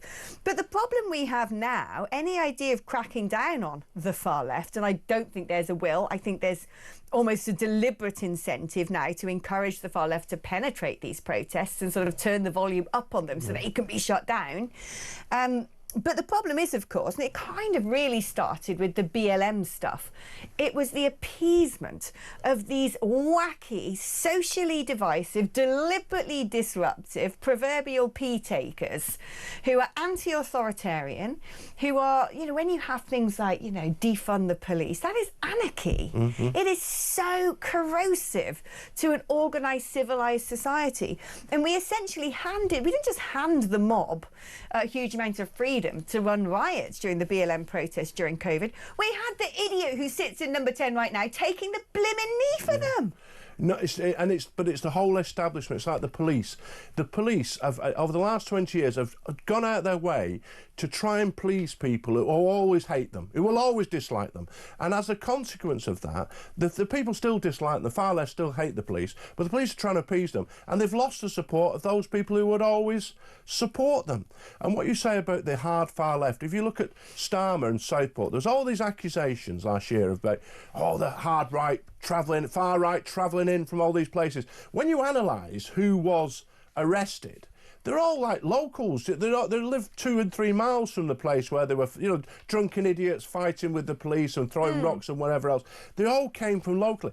If we look at the people in Epping, contrast the people who are against the asylum seekers hotel, they all live within probably 5 miles radius of that. Let's analyse the people who are shipped in, and they're being paid. They've all got the silly little socialist worker, the maid sign. Someone needs to investigate the Socialist Workers' Party. Where is their funding coming from? Do they have alliances with hostile regimes? I'm certain they will do, because they're clearly very well funded and very well organised. Why would, if I was in charge of China, Russia, Iran, Why wouldn't I give these people money? Exactly. Madness not to. We don't want to blow the place up. You don't want to blow London up. You want to, if you're going to capture it by subversive means. Yeah. No, I totally agree. And we know that in times past, you know, there's loads of Russian sleeper cells, Iranian sleeper cells, and they embed themselves within these organisations. And the crazy thing is, in the sort of 60s, 70s and 80s, the Western world united in trying to fight against the evils of communism. Now we take the knee to it. No, it's crazy. I don't get it. Do you know, Alex, the most frightening place, I went over to Germany to help the police there, and they took me to a former Stasi. Stasi was the East German secret police, and they basically captured this, when the communism fell, the locals captured this Stasi prison and took it over. So they had all the files and everything, and they made it into a museum. Wow. And it's the most frightening and wicked place that I've ever been. What sort of things It just had the wicked atmosphere. And when I was in the military police in what was then West Germany in the 80s, we had a good time. And there's all these awful pictures of people trying to escape, you know, by all sorts of weird and wacky means, sort of submarines they've made and in the back of cars and all that. And it just highlighted to me the evils of communism, the evils of a state where the authorities are cracking down, listening to what you're saying, your neighbours are informing on you, and we're going down that route. We're on that route. It's not good. We live there already. It's happened, and it's just become normalised, like so many other things. We're going to take a short break now because there is so much more to discuss. Because, like I said, we live in a glut of crime right now in the United Kingdom, so there's plenty more topics we're going to be going through. Asylum hotel residents charged with crimes, grooming gangs, that never ends. That's still going on. And we also have some pretty disturbing news about a police officer with allegations of sexual abuse. Goes on and on and on, so don't go anywhere. We're going to get through the lot of it after this.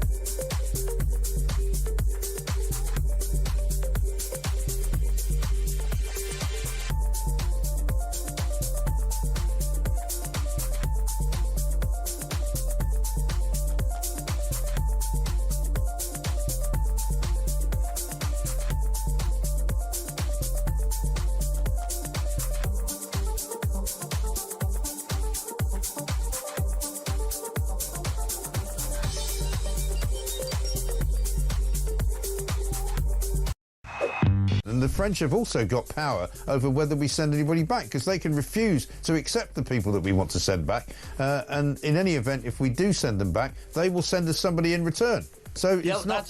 that's all very interesting, Mike. But I mean, I don't know what your I don't know what your alternative is. But well, I've told you what my alternative is before. What? I've told you my alternative before. It's just what's your deport people. alternative? Deport them back to the countries of where they came from. That's what you do. What if you can't? What if they won't? What if those countries? Well, you look at what Donald Trump did.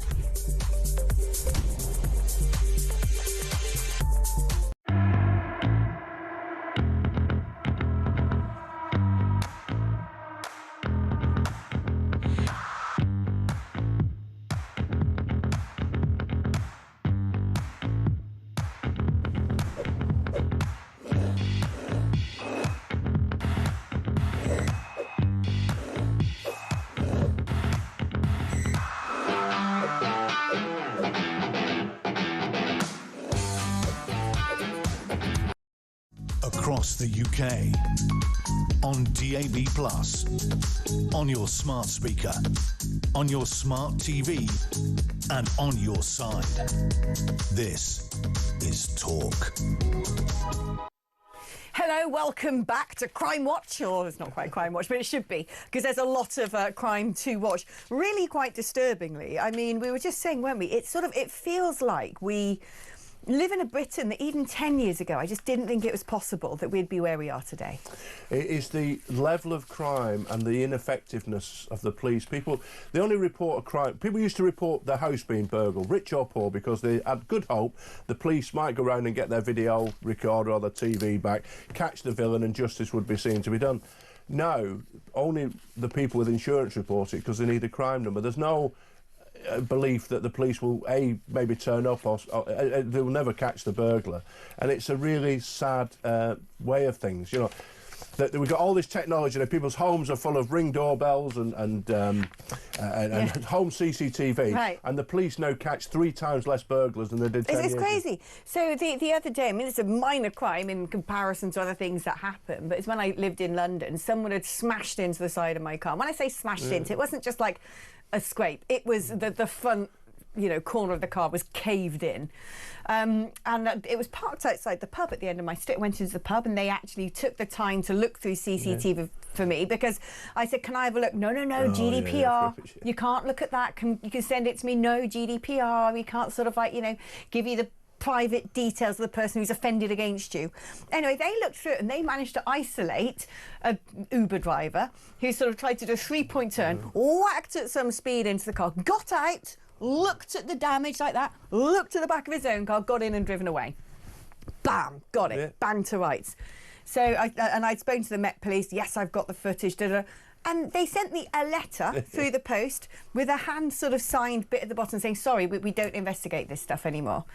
And I'm like, I had to pay an 800 quid premium. So it's not a small fry. Some little beep has smashed into my car deliberately, probably isn't insured, let's be realistic, might be, doesn't give a hoot, driven off, and I'm left with the 800 quid bill, and yet there was the footage. Well, I could tell you the difference in the police. So when I was a young policeman, in like 89 I started. In the 90s, I was at Clapham Police Station, and there's about 10 police stations open in London. Then there's about 70, 80 police stations. Somebody could come in and say, I'm going away on holiday, could somebody check my house? And on the night duty briefing, they'd be told, all right, number 59 Blog Street is empty. And that is the difference. How could the police do that then? Just go and not even deal with the crime? Well, like you said, a lot of this, I'm afraid, is down. I'm not afraid, it's true. Actually, I'm afraid in a scared way, but I'm not afraid to say it. It's down to immigration. We've imported crime. And here we go. 200 Asylum hotel residents have been charged with crimes this year. I mean, 200 out of the amount that's come on might seem like a drop in the ocean. Ha ha, mind the pun. The problem is, of course, when people have been charged with criminal offences, that doesn't, I mean, there's a whole different level of those who have been reported, and there's another level of things that don't even Bear in mind that only about 5% of crime is solved, so you can, times it up by 20. Yeah, but they've been charged with criminal offences. 109 were violent, 44 were sexual. 63 theft-related offences. I had read a while ago that there's a sort of spate of theft in the West End, high-end shoplifting, if you will, the designer handbags. I know 75% is being perpetrated by illegals. Yeah, absolutely. I saw that report. There's security guards that are on the ground. They know who's committing these offences, and it's so organised. I had an argument the other night with somebody who was saying, "Oh, it's people shoplifting to feed themselves. Oh, their families, their babies are starving. Look at the baby milk being stolen." Do you know? I was speaking to one of the heads of the security of one of the main supermarkets, and he was telling me that the baby milk that's stolen is shipped out to Vietnam. It's that organised. Well, it's the same with the mobile phones. They all sort of go to Chinese gangs. One street in China. Yeah. It's crazy. It's so many. There's so much international crime, and I had heard as well that when you get, one like Dalesford Organic or something like that, or their cheeses were nicked from a depot or something, and again you see these people just going into places, especially the cooperative. They love targeting the cooperative.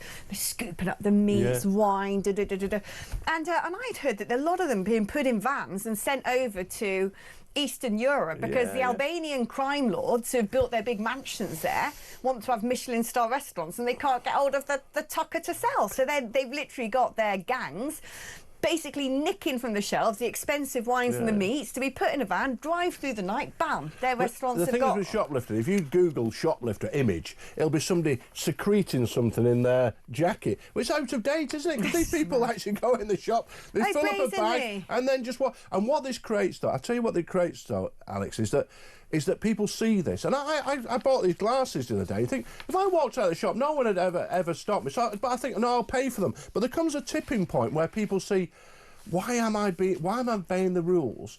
And when obeying the rules is the stupid option. Well, exactly. It does. It really does feel like that at the moment. I mean, the amount of times I'm so pleased to be out of London, I cannot tell you. I got so used to. I don't live there anymore, so I can say where it was. So I'm not going to have any loonies turn up in my neighbourhood going. I used to live in Earl's Court. Now, Earl's Court back in the day, it's always been. It's Kensington, but it's always been the sort of more down to earth, the grittier side of Kensington. But it was famous back in the day for Antipodeans and a few gay pubs. Now.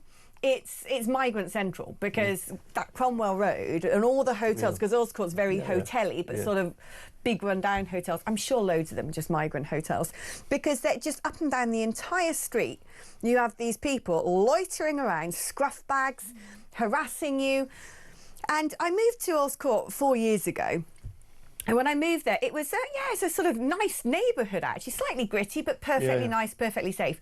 Now, all the shops along Earl's Court Road, the entrances are barricaded up, so you have to walk in through the exit to try and prevent shoplifting. The boots, you've got these sort of big cardboard display stands where they're supposed to advertise perfumes, but the perfumes aren't on there.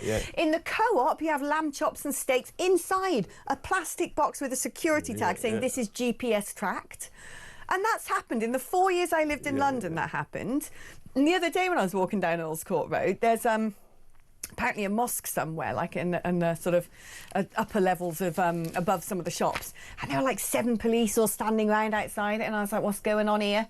Don't know whether anything was, but even that one part of London, in the 4 years I lived there, went from being somewhere that I thought, I like it here, because I find Kensington a bit too, like, snobby for my tastes, to being, I've got to get out. And when my mum came to help me pack up to move, at one point there was a Muslim guy kneeling on the floor outside my house praying, because you get all the delivery drivers. There's like a Zap headquarters there where they come and pick up their stuff to deliver day and night. And actually there's a big petition at the moment against the council's plans to turn Earl's Court Road into a 24/7 licence place. Now, this isn't licensing as in pubs, because it's not that kind of neighbourhood. This is fast food restaurants, and this is entirely for the Uber drivers, the delivery drivers, because that's where they all seem to congregate. And the residents like, we don't want this. We have enough of the scooters and the cars all parked there. And my mum's like, Mike, there's a guy praying outside your house. And I'm like, this is normal. This happens. And even that, to me, yes, it was just praying, but it's a show of force. It's a sort of, you know, it's like, And I just, I've got to get out. I cannot live here anymore. Anyway, talking about, well, I don't know, awkward segue, but talking about that sort of show of force and a particular culture, sort of doing things to intimidate because they know they can get away with it. Grooming gangs are still rife. Of course they are. They haven't suddenly disappeared. People haven't suddenly decided that they don't want to do that anymore, but apparently police are now being given AI tools to speed up cold casework, so old grooming gang stuff. So AI can be very, very useful, you know. So my experience in the police is deal with images, catching criminals who are caught on CCTV and things like that. And of course, the facial recognition's good, but you can also use things for different reasons. Like you can track people on certain software by their clothes and that. Also, you can the issue with the grooming gangs is often this is in foreign languages, so you can translate very quickly. The AI can pick out words, and so it can save thousands and thousands of hours. I did a case where people had watched some CCTV, football hooligans basically. We used the right humans, who are human super recognisers, with some AI. And we found twice as many hooligans in half the time. Human super recognisers. Yes, so I deal with people who never forget faces. Wow. So I select and train. I'm working with the police force right now to find the people who've got this bizarre memory feature, because with all the AI, what the laws are in this country is you can't be arrested, say, on facial recognition. If the computer says that's Alex Phillips, you can't be arrested on that. A human has got to say, I agree. It's got to be human verification. And so humans have got to be involved legally, but I just think morally as well, we don't want a society where computers are saying this person should be arrested. So the AI can really help here, but what the police often fail, what the police do and the government is they buy technology. Oh, we're doing something about it. What they don't do is select the right people to use it and make sure that what the machine is saying is the truth, and then people can be arrested. So it's a good thing, fantastic, but let's make sure we train the operators. The analogy I always draw is like a sniper rifle in the army. If you buy a sniper rifle, you don't give it to any soldier. You find the soldier who's a good natural shot, and you give them that, because then it's the best human with the best kit. So if the police are going to invest in all this good artificial intelligence and the like, they need to make sure the officers who are using it have natural skills that make sure that that's the right thing to do. I mean, just on the grooming gangs, I mean, they're still going on. I saw the other day that there have been arrests in North Wales. I think it's Brill, maybe, of a grooming gang. I've been there. They must be up and down the country still operating. They are still, and the other tragedy is within these communities, and they are Pakistani Muslim communities, is that people aren't condemned. If I molested children and went back to my hometown of Bolton, if I lived there, I'd be burned out. Get out, you're out. So most communities would say, you're totally unacceptable, your behaviour, you're out, you're ostracised. These men are committing these wicked crimes, but they're allowed to just go back. No, there's no community condemnation. They're not thrown out. They're just allowed to go back to where they were. There's been an astonishing story of a supposed millionaire Pakistani businessman who's in recruitment. So I'm like, oh, is it? Made millions from that? Did ya? Really? Who threatened that air hostess, saying, I'm going to rape you and set you on fire. And it's just like, like what sort of a man goes to that as an insult? But where did that come from? And his wives, because he's apparently got 2 wives, and his one wife who lives somewhere like Pakistan, just, stands by his side. I'm like, if I had a boyfriend or a husband who directly reached for the sentiment of, I mean, if I had a husband or a boyfriend who had another woman, I wouldn't be happy for that. But if he reached for the sentiment, I'm going to rape you and set you on fire, I'd be like, I do not want to be anywhere near you, you absolute monster. But it seems to me that there is this sort of, oh, well, men will be men, kind of weird attitude. And it's we cannot have this. My mother warned against it. My mother wasn't the cleverest woman in the world. She had a lot of common sense. Keir Starmer was on about, this island of strangers, then retracted. It's the only one thing. It's the only thing he said right. I agree with, and then he's retracted it. Go to my hometown, Bolton. Go to lots of towns like Bolton, and there's 2 towns. There's Bolton, which is white people, some black people, Jewish, Hindu, Chinese, and then there's another town, which is Pakistani Muslims, and it is completely separate. Monocultural. And I've seen it, I was swimming up and down the swimming pool, you see the kids arrive from different schools, and there'll be 20 white kids, 18 white kids, 2 little black kids, and then the next class will be absolutely Pakistani Muslims, and it's the divide from primary school, and that's no good for society.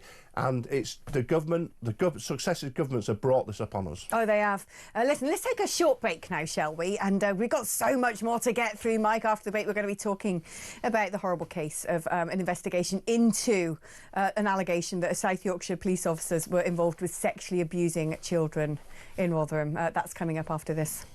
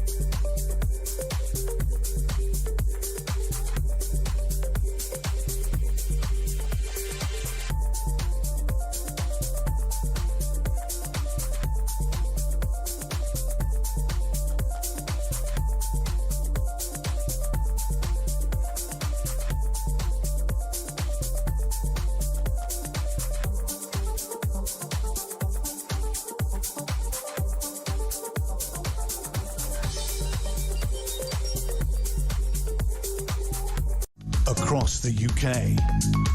On DAB+, on your smart speaker, on your smart TV, and on your side. This is Talk. Now, as we were talking before the break, I mean, this doesn't surprise me. It's harrowing, but it does not surprise me. The National Crime Agency is going to be taking over an investigation into allegations that South Yorkshire police officers themselves sexually abused children in Rotherham. The BBC reported in July 5 women were exploited by grooming gangs as children, who said they were also abused by police officers in the town from the 90s to early noughties. I mean, without a doubt, for this to have gone on such an industrial scale, there were people, and I don't know who these police officers are, but I would assume they're from the same community. They are, yes. They are. And I'd assume there were people, I don't know, but I assume there were people involved in the councils as well who were all in on it. It's absolutely shocking, and you know, I was proud to be a police officer, and the fact that police officers are not only not investigating child abuse, but actually actively engaged in it is utterly shameful. And what it shows as well, though, the police were so keen. We must have a diverse police force. Well, I've never known anybody complain I didn't like the sexuality or colour of the police officer who came to help me. So that's a nonsense in my view. But then they didn't vet people; they were desperate to get people in, and this is what we end up with. You know, officers engaged in child abuse. But this is the other thing. In the UK, by and large, in sort of white Western culture, there isn't a tribalism. There isn't a sense of if you did something dodgy, I'm not going to run to your rescue just because you're, you know, a fellow white Brit. But in that community, it is a network. It's we look after our own. It's very internalised. And there's also, and it actually comes down as well to the sort of cousin marriage thing. There are almost clans. Yeah, absolutely. Involved here, who all look after their own. When there's a crime, they cover it up. They deal with it internally or not deal with it. I've seen absolutely, and I've said that. It doesn't matter. If I have a black friend and a white friend, the white friend's out of order, I'll tell the white friend, you're out of order. It doesn't matter. I'm not interested in your religion, your sex, your sexuality. I will side with the person I perceive is on the side of right. But others don't see it like that. They see, particularly religion, I will side with that person. And that is not conducive to an open and free society where we all get on. Now, let's go back to the protests happening outside Asylum hotels. And first of all, let's have a listen to what Reform UK leader Nigel Farage said about the hotels in Bournemouth. So big stories today in the Sun. Wish you weren't here. Bournemouth, most beautiful beach in the country, and there are 3 migrant hotels for young men that are across the channel by boat, right on the seafront in Bournemouth. That's bad enough, but this story is not new. Over the last 3 years, with migrant hotels in Bournemouth, there have been 708 alleged criminal offences, including theft, including assault, and including rape, that have happened in Bournemouth. I've said it before, I'll say it again, none of these young men that come into our country should ever be allowed to be free to walk the streets. They're a danger to our country, and it's a sense of shame that I have that Tory and Labour governments are making our lives more dangerous. Yeah, I mean, without a doubt, I actually dug up statistics on the number of reported rapes in Bournemouth. And rapes alone, it's over 100 every year. But if you look at the statistics 10 years ago, it was less than half that. And if you actually add together all sexual offences, it's almost 260 a year. That's almost 1 a day. And you have to ask yourself, is this due to the advent of migrant hotels? Well, Bournemouth does seem to be particularly under the cosh when it comes to crime, both yobbos on beaches, taking drugs, having brawls and drinking, but also, of course, a number of these asylum hotels that have cropped up on what is one of the most beautiful beaches in Britain. It sticks in my craw that these men are given sort of all-inclusive luxury holidays, essentially, in what should be tourism destinations. But volunteers now are deciding that they're going to plan patrols in Bournemouth. Absolutely. I mean, I've got skin in the game here in the sense that my daughter goes to school in Bournemouth, and I know exactly how beautiful that place is. There's a seaside, there's a train goes direct from Manchester to Bournemouth. That's why it's always their go-to place. Right. And then these people are getting these things for free. But the local residents, if you look at the police are failing there. You'll remember that PC Lawn Castle was actually sacked by the Dorset police for grabbing hold of a youth in Bournemouth and saying some hurty words to him. Oh, for God's sake. when he was under arrest. So that's Bournemouth for you. So I think it's right that local people are taking matters into their own hands to give a patrol to make people safe. And I've actually been in contact with them and offered my help as a trainer in police things so that they can do things lawfully. And they don't get into trouble themselves. And they don't get into trouble themselves. We'd be delighted to know that the co-founder of the Safeguard Force, Richie Wellman, is with us now. Good morning to you, Richie. Good morning. First of all, I very much salute you and your defence of your local town. But tell me, what is going on in Bournemouth that has led you to have to set up essentially a sort of vigilante crime-fighting force? Well, I mean, you only have to go online and look at the social media pages and see the comments from locals that people just don't feel safe. People don't want to go out in town. People actively avoid Bournemouth Gardens. There's increased police presence along the seafront. People don't feel safe. And why? What sort of things are happening? That's what I want to know. You know, if I were to go down to Bournemouth today and go to Bournemouth Gardens or go to the beachfront, what sort of scenes am I likely to see? So you would see groups of youths gathering across the beaches. It's quite known at the moment that there are people from out of town looking to come down and from other areas and cause antisocial behaviour, almost like a bit of who can do worse. So you haven't got to look far and you will see some sort of antisocial behaviour in the area. What sort of antisocial behaviour are we talking about? Drug taking, brawling, drinking? Yeah, fighting, drugs, drinking, they're all very common. Right down to, you would have heard of cases of stabbings in the area, rapes in the area. And I don't know the statistics. Maybe it's coming down, maybe it's going up. I'm not here to speculate. All I can tell you is that people do not feel safe in the area. What about in terms of the migrant hotels? I read a story. No, it was a viewer, actually, who messaged me the other day who said he was going to buy a flat in Bournemouth. And he had gone down to Bournemouth for the day and was sitting in a pub to sort of, you know, been to see this flat and to suss out the area. And there was this huge fight that happened outside the pub. And he said to the landlady, "What's going on here?" And she said, "Oh, it's the homeless fighting the migrants. This happens all the time." "Oh, don't worry, the police won't do anything about it." I can't comment on that. I can't say I'm aware of that particular incident. I could reference that quite a big thing in town last week was a white man who walked through Bournemouth with a screwdriver and attacked other white men. That was a big incident. 6 people were attacked in that. So perhaps there is crime, but you don't imagine this. You don't think of somewhere like lovely Bournemouth with a load of yobbos all meeting up to stabbing people with screwdrivers. Was it a mental health issue or something? Or I don't know on this particular incident. It was a lone white male who walked through the middle of Bournemouth and just at random began attacking people with a screwdriver. So what do you, as the co-founder of the Safeguard Force, what are you planning to do to try and combat this? Because surely actually intervening with some of these people, if they're high on drugs or if they're drunk or if they're violent, if they're having brawls, you could put yourself in great danger. Yeah, potentially. I mean, we're here for everyone in the community. We're not singling out anybody. You know, crime doesn't discriminate. We are here for everybody. What have we got? We're very fortunate to have had volunteers from the security background, ex-police officers, ex-military from different sort of sectors. We've got ex-social services, people that are really well trained with safeguarding.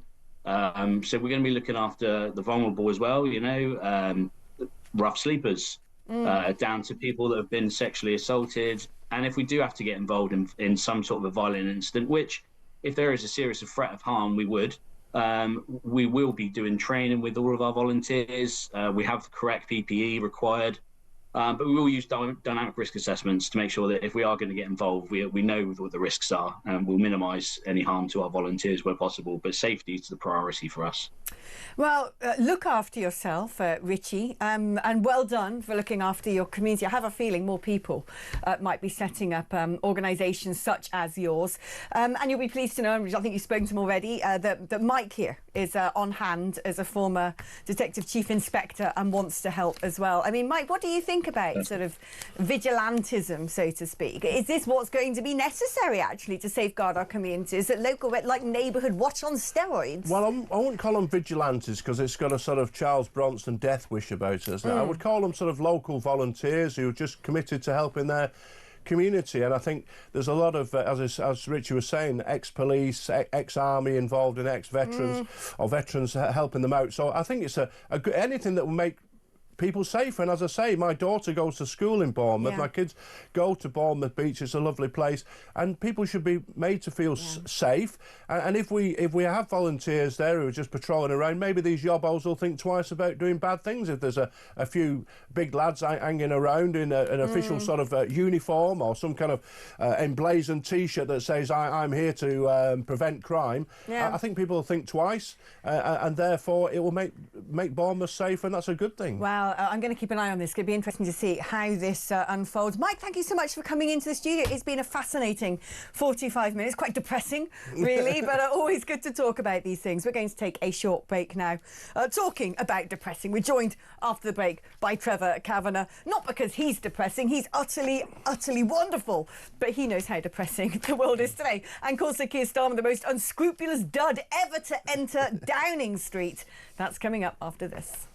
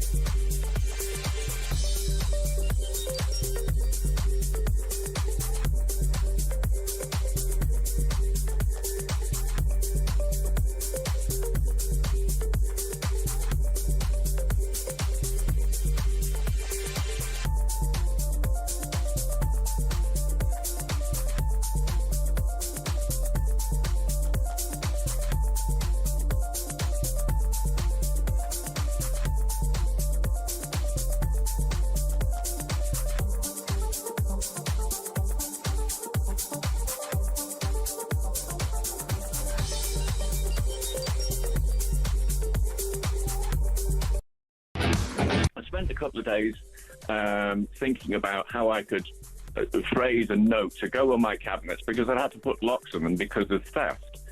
What do you tell us what you sell, Rob?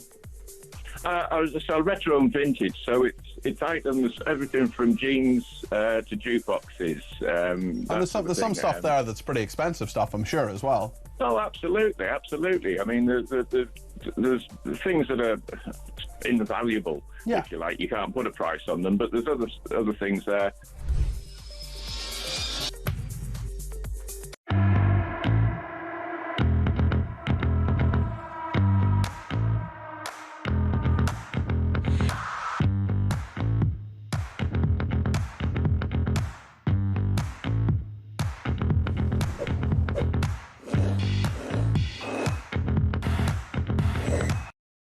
Across the UK, on DAB+, on your smart speaker, on your smart TV, and on your side.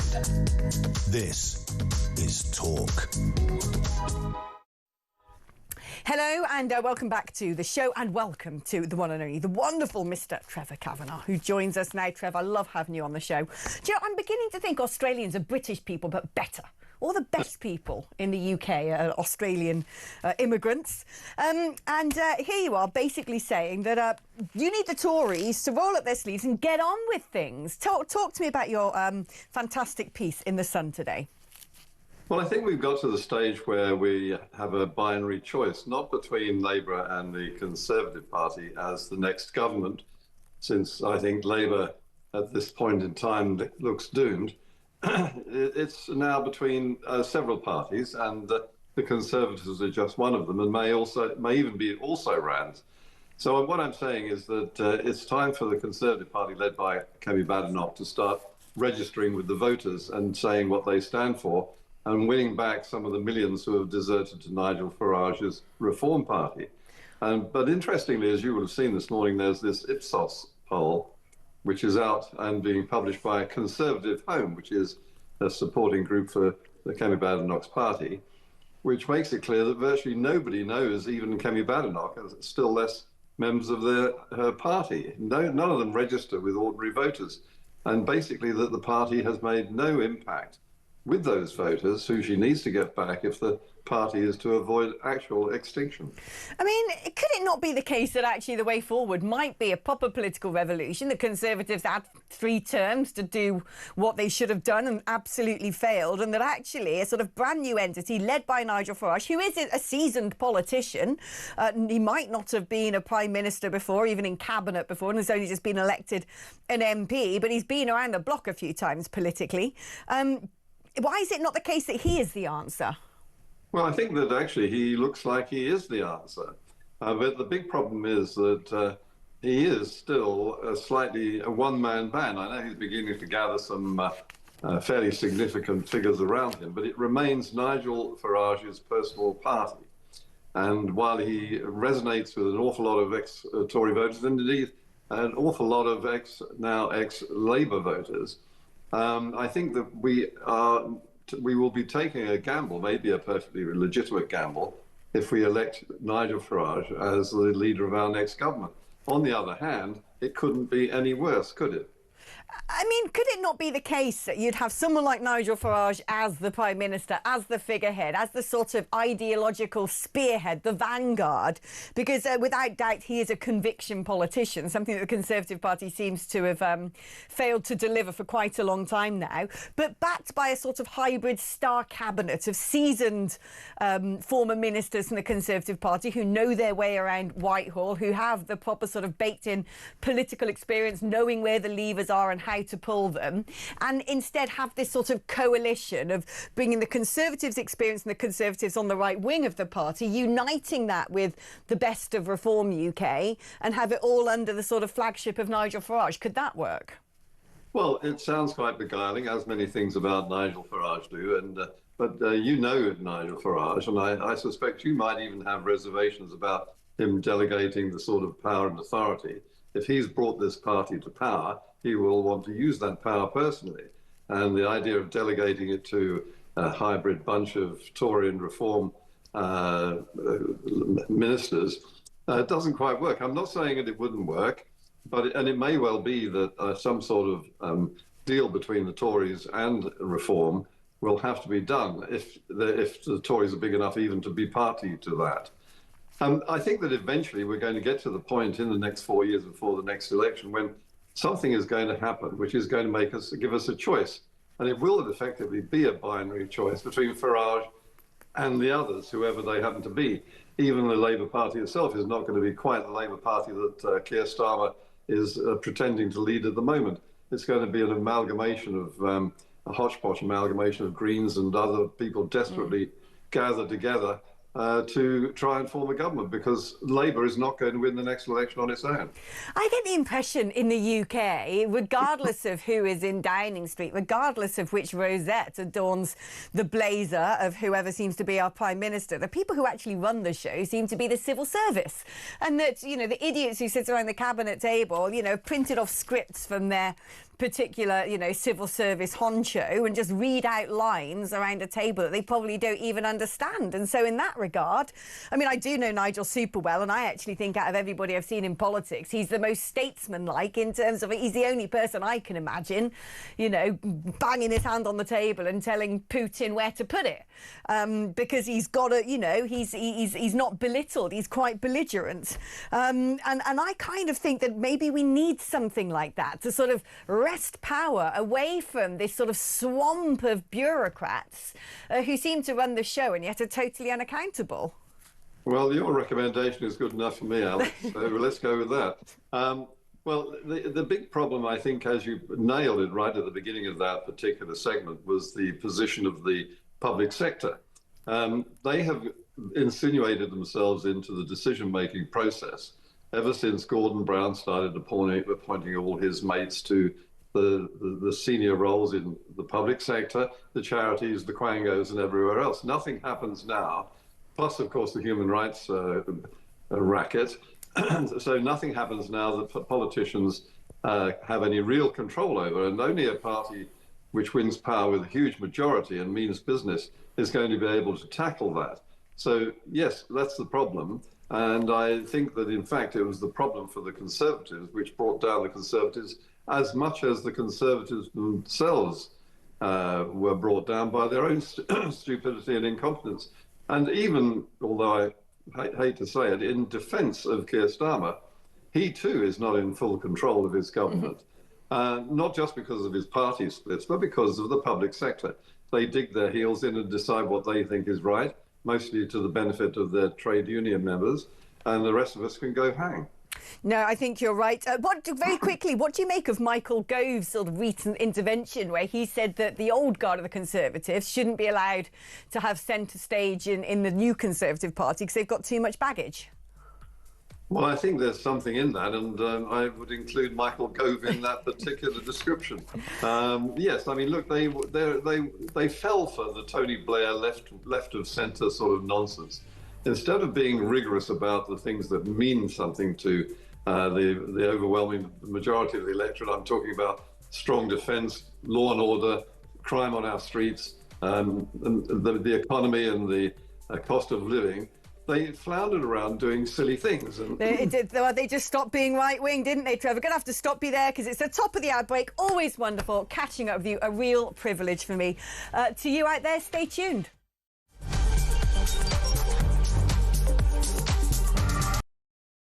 My message to people smugglers is this. I think smashing the gangs is a deterrent. Smash the gangs. Smash the people smuggling gangs. People schmiggling puns. He couldn't even smash an avocado for a piece of toast. Or the people...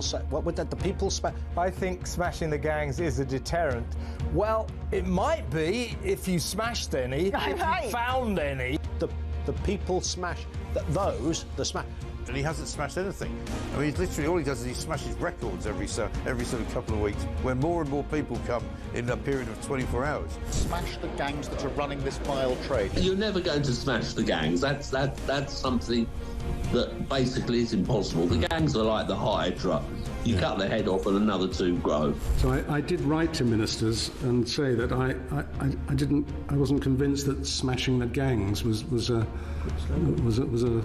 right sort of way of thinking about things. We will smash the gangs that undermine our security. Keir Starmer has just tweeted 15 minutes ago. He says, I know you're angry about immigration. I get it.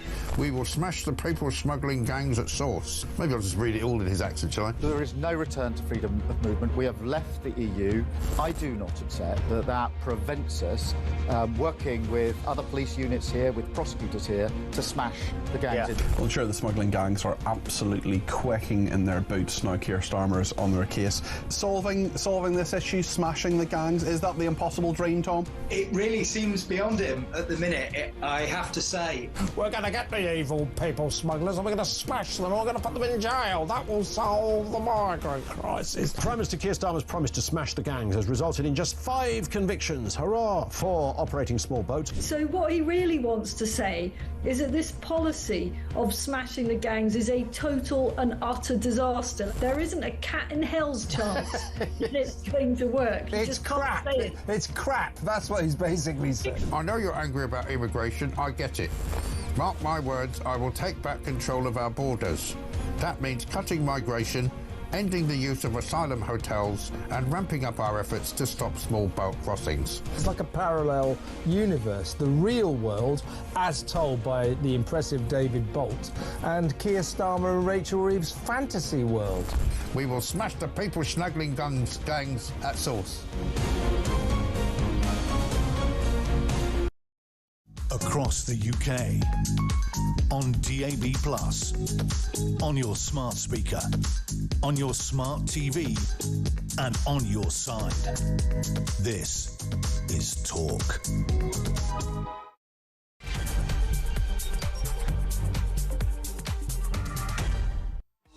Hello there, my lovelies, my treasured patriots, my discerning listeners, you gorgeous, erudite, fantastically tasted people. It's great to have your company. If you've only just joined me, I really don't blame you, because it's rather uncivilised getting up at, well, I was going to say getting up at 6 a.m. on a Saturday. I was up at 3:30. My other half, all credit to him. He's an absolute treasure. Since I've started doing the breakfast show, he's got a little place in West London, a little pied-à-terre, so he's allowing me to stay there. He does things up and sells them on.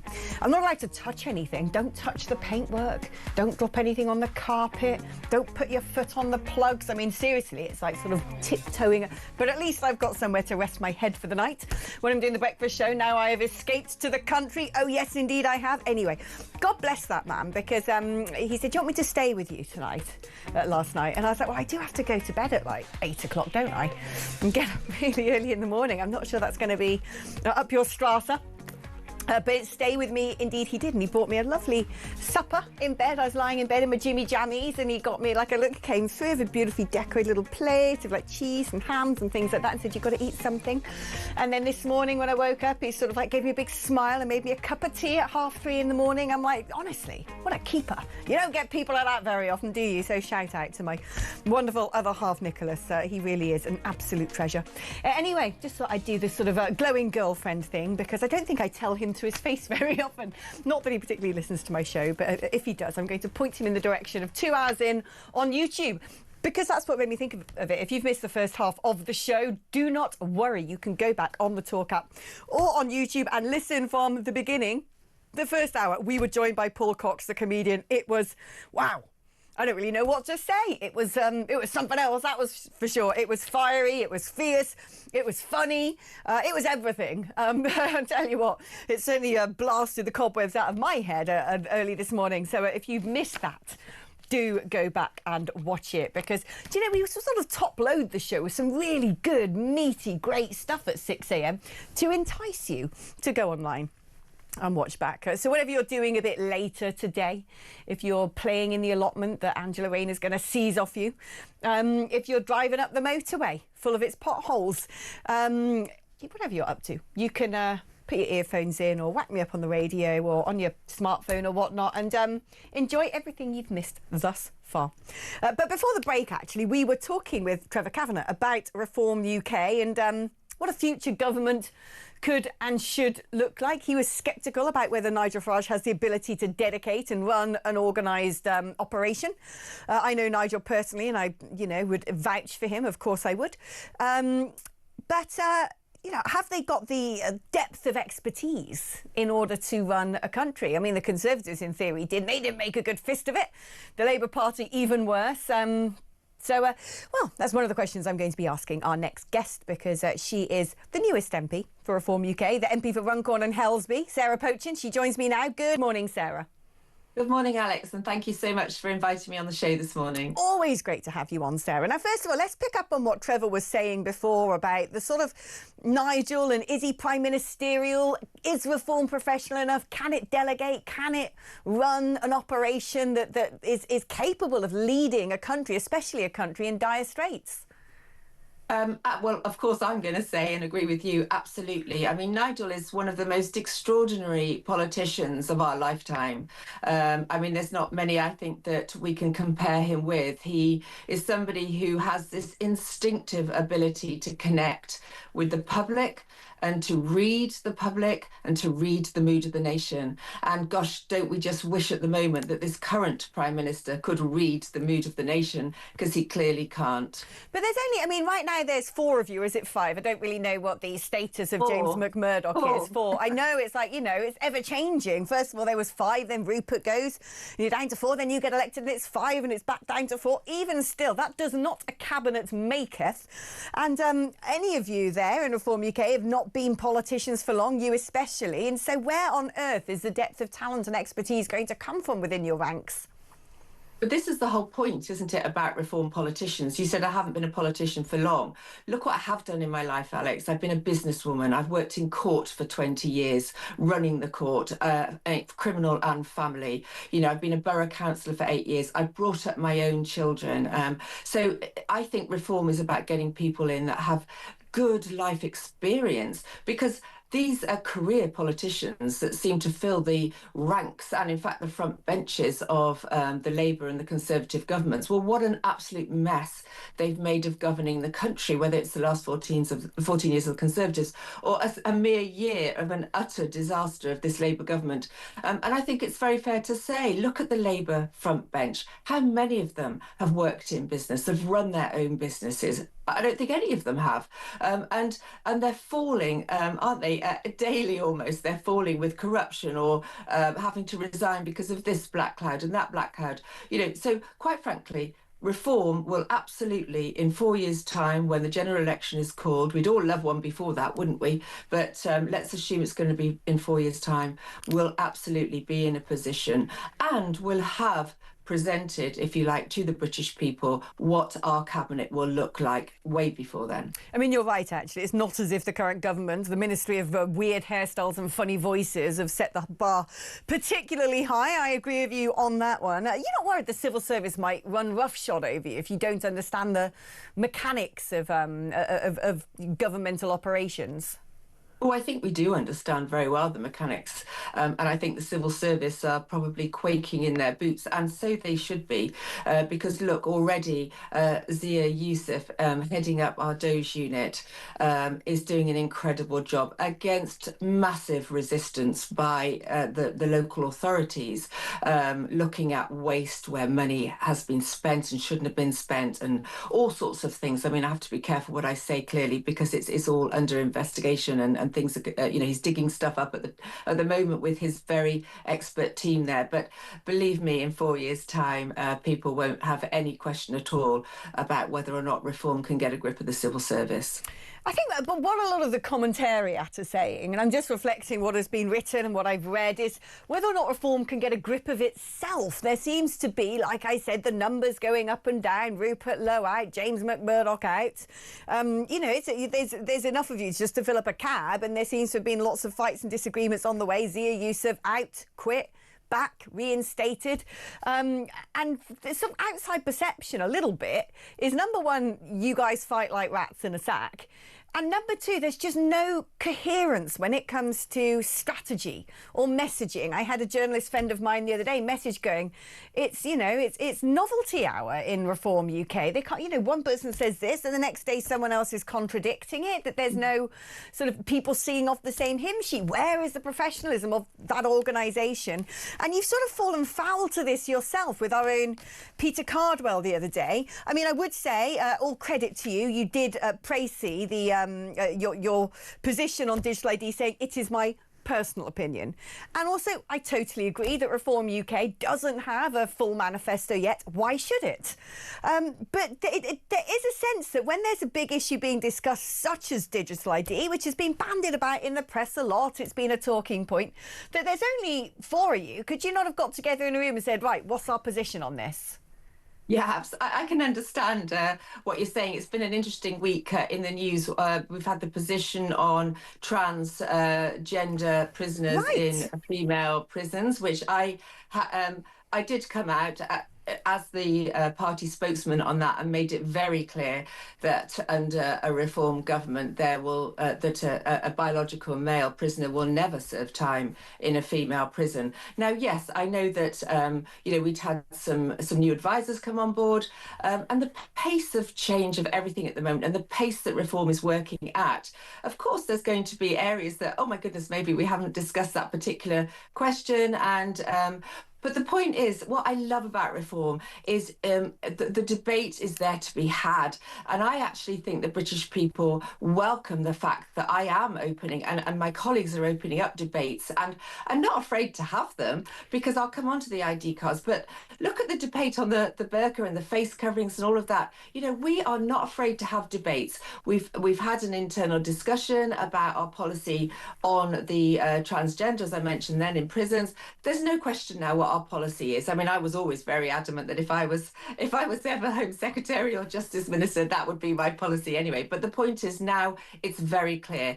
Let's come on to ID cards. So actually, yes, interestingly, Peter did ask me about that earlier in the week. And do you know what? At the time, I hadn't had a robust debate with my colleagues about that. And I just said, look, in my opinion, I don't think I really have an issue with it. Is it going to be inevitable? Is it coming down the track? And I actually said on Peter's show, but you know what? I will talk to Nigel about that.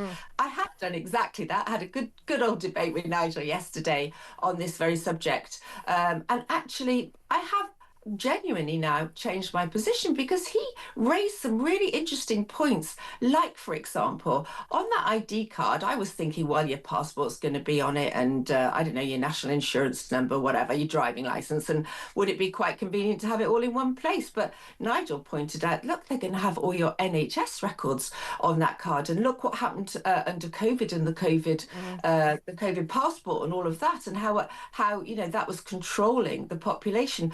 They're going to have things potentially like your carbon footprint on it, and be able to know exactly our movements globally. So it's very much about the government controlling the population. I wondered, and I had this discussion with Nigel about whether it would help, an ID card would help control the illegal working of asylum seekers, but actually we couldn't see why it would help. So for lots of reasons, but fundamentally the fact that we don't trust this government, do we, to have any more information about our lives. And just one more point to mention as well, the recent online safety bill debate also has made us, because that's a complete smokescreen for controlling free speech. So all those things added together, I've changed my position. Reform policy is we are against ID cards, and I'm very happy having had the robust debate. And I come back to the British people, and I think they will welcome real people like myself that said, you know what, we've talked about this to death now. I am absolutely sure about why I believe this is the case. And that's why from reform, you won't get U-turns, because this Prime Minister clearly does not welcome debate in his party. They haven't talked about all of these issues. They are afraid to have these sort of challenges internally, and they don't come up with a policy that isn't then immediately U-turned on. Guys all meeting up? Do you sort of meet up every day? Do you have a weekly meeting? How are you coordinating yourselves? Well, of course, with only four of us, our schedule is punishing, but don't get me wrong, I'm very privileged and I love my job, but it is a punishing schedule. So yeah, we absolutely don't meet up every day, but we have a regular meeting in the diary, and we thrash some of this stuff out. But of course, the newsreels are moving so fast at the moment, and with the advent of of social media and Twitter and all of that kind of stuff, keeping on top of what you guys want to talk about, for example, is no mean feat. But yeah, of course, we're in regular communication, and the great thing is we talk to each other a lot on the phone, if there's anything we want to discuss, but it's a very healthy debating sort of like environment that I work in, and I hope it remains like that. Coming back to your earlier point, Alex, about how James has gone and Rupert's gone, this is the time to make sure that we have the best quality, effectively cabinet and then other MPs to present to the British people when that general election is called. So I make no excuses or apologies for the fact that at this stage, you know, we are getting the right people in the jobs. And yes, there's 4 of us elected, but I'm telling you, every single by-election that comes along, we're ready with a candidate. We're getting candidates lined up left, right and centre, and we will win those by-elections. One would assume when it comes to policy, one thing that Reform has been very strong on, one thing that Nigel has been talking about for a long time, he was the first to talk about it, is the boats crossing the channel. So one assumes that when it comes to that particular topic, at least you might be settled a little bit on what your policy might look like there. What do you make of Sir Keir Starmer's deal with France, where finally we are able to now deport certain people to France, albeit people that they essentially handpick? Well, we're very, very clear on our policy. Absolutely, this is one of our major policy areas that we've been very clear on all along, and that is that as you know, anybody that sets foot or gets as far as our shores is deported immediately and doesn't ever enter the country and never comes back through any kind of legal means either. So that policy is absolutely very, very clear. In terms of this deal with Macron, I described it as a love-in with Macron. This is nothing more than Keir Starmer trying to appease the European Union as he does.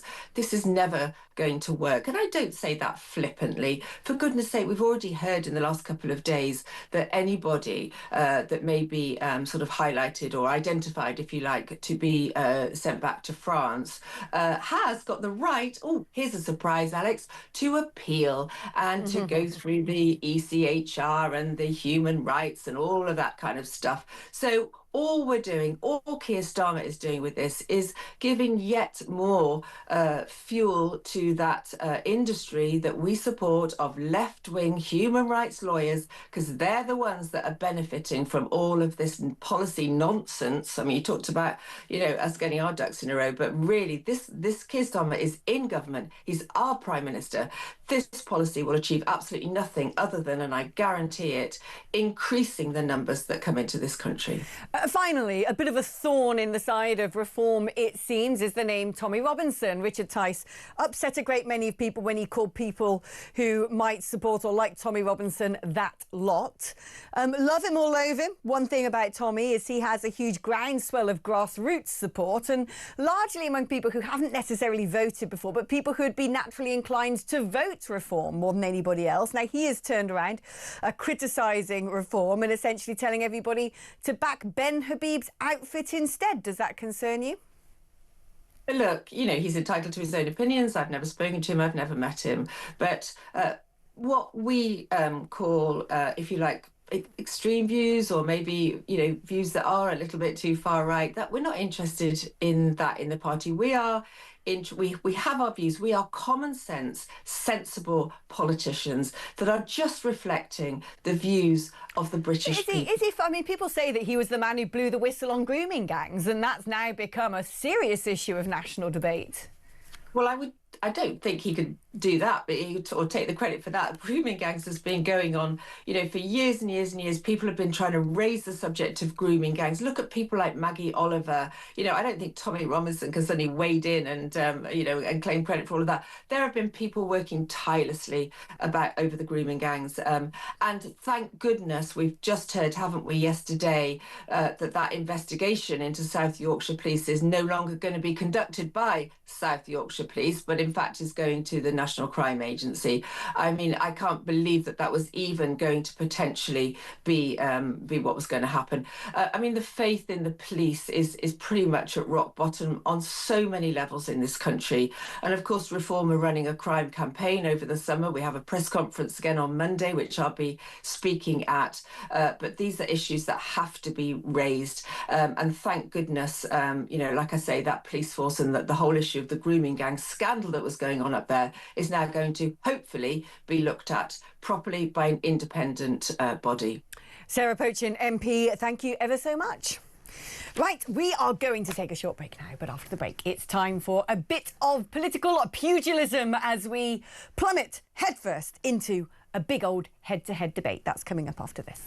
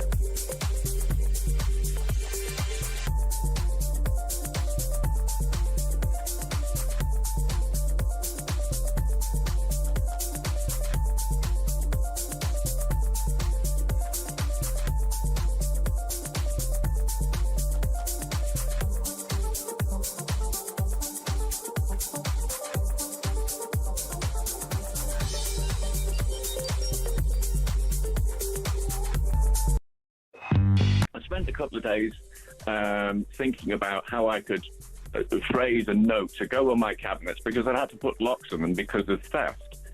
What do you tell us what you sell, Rob?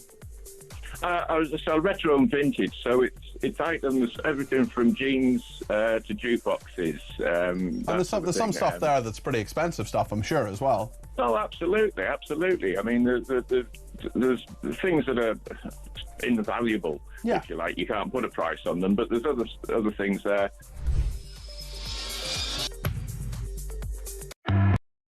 Across the UK, on DAB+, on your smart speaker, on your smart TV, and on your side.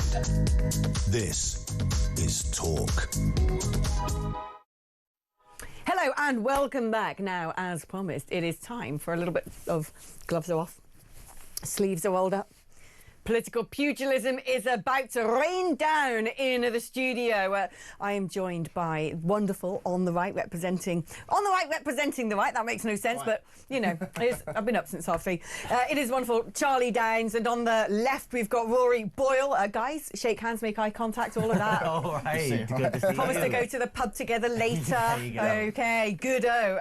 Now let's kick off, shall we, with digital ID cards. We were just speaking to Sarah Poachin about this before the break. She had turned around and said, I see no problem with them, which clashed very much with her own party, who see a great amount of problems with them. She seems to have had a chit-chat with Nigel and has come round to his way of thinking, which is that there's a huge risk that a digital ID card could store way too much data and be used in a very cynical manner. Rory, what do you think about it? I hear that argument of there being too much digital data being stored, but actually the more I think about the digital ID cards and the more that we have this growing situation of mass migration, I do think it might be time to bring them in. I was listening to a professor from the University of Oxford speaking recently about this same issue, and he was basically saying that it is actually quite an efficient way to check if workers are working legally in this country. So, for example, if there was a raid done on an employer where it was suspected there was a lot of illegal activity going on, it would be very quick for the Home Office to, undertake those checks. What I will say, though, is one thing I have thought about is who is checking the checkers? You know, we've got to be quite clear about this. It would have to be a very robust, very thorough system if we are going to introduce this. Then on that point of digital data, of too much digital data, being collected, I think that's already happening every time. After COVID, and this is my concern, because I used to live in Belgium where you have to have a card to be a resident, and so you've got a plastic card, and if you want to go to a doctor's surgery, you produce your residence card and say, I am entitled to have medical care because I am a resident here. And I was relatively comfortable with that. But I remember the era of the COVID passport. Yeah. And I didn't feel happy about that at all. And my worry is when something is digital, that it sort of begins as a well-intentioned purpose. And before you know it, it's like the Communist Party of China monitoring your every move. And people might say, oh, Alex, that's mental. That's not going to happen here. And I'm like, is it not? Have a look at some of the crazy things Sir Keir Starmer's up to. No, I agree with you. That could happen. And actually, I'm going to China next month. A friend of mine was living in China. Oh, and are you? yes, I am. Where are you going? I'm going to Beijing. Oh, it's nice. I quite Yes. like Beijing, yeah. Oh, I'm excited. It'll be my first time there. But a friend of mine was living there and has told me you need to download all of these apps because, you know, you can't use your Apple Pay, you can't use Uber, you can't use Google. And I don't want us to move towards that where, you know, all of these sort of, let's say, nefarious new digital incentives come in and they are essentially controlling us and our data. But I don't know if that would necessarily be the case with ID cards. I mean, one other thing I will say in favour of them is, you know, if let's say all three of us here in this room agree with the fact that there are people coming to this country illegally and working illegally, and we don't think that should be the case, and we also perhaps feel that those who are finding work illegally by an employer that will employ them illegally, they themselves are being exploited because they're often being worked to the bone for very little money. And all in all, that's a bad situation that I imagine none of us want to see and none of us want to be in. I do think digital ID cards could help be a deterrent to that. I mean, Charlie, could this just be done in a paper format in the modern age? For example, you have your passport, you got your visa and your passport, because part of the problem now is the fact that you can get a skilled worker visa by rotating a blimmin' doner on a kebab stick. It's a problem, not that things have just been handed out like Smarties, and that this sort of digital ID card is a sort of sop. It's a bit of a sort of red herring in many respects, because we could control immigration, we could control the black market. If there was a will, there surely is a way without having to introduce this. Well, this I think is key. We're seeing so many things now, like for example the checks on Deliveroo drivers and this kind of thing, which are treating the symptoms of a far more fundamental problem. And I think that it's not really addressing the problem directly. And I think a lot of people are quite tempted by the idea of digital ID. Chris Philp a couple of days ago came out and said that the Tories were kind of thinking about it as a policy, and it's almost, I think of it almost like the One Ring from Lord of the Rings, where it's like it's quite tempting to like use the power of it. And I can see, you know, especially with dealing with both legal and illegal immigration, it is quite a tempting solution, because it's kind of like, well, if you have everybody's names in a centralised database, well, you know who should be here and who shouldn't be here. It's quite a straightforward solution. But actually, that level of kind of invasive involvement in the kind of day-to-day life of citizens is not really in keeping with British political traditions. It is one of those things politically, you can't bind your successor, and once you've created the format, you cannot control how someone in the future might then exploit it. There's no going back once it gets introduced, and it opens the door, as you were both saying, to technologies like digital, central bank digital currencies, social credit, these things that we see in China. And I don't think anybody really wants that, because it's the absolute peak of kind of managerial control over the lives of citizens, and that I don't think is what ordinary British people want. As much as they want to see problems like illegal immigration solved, I don't think this is the right way to go about it, and I think it sets a dangerous precedent. Let's move on to another story. Let's talk about the overnight protests in the UK. Up and down the country now, ordinary men and women are standing outside the migrant hotels and saying enough is enough, we don't want them here anymore.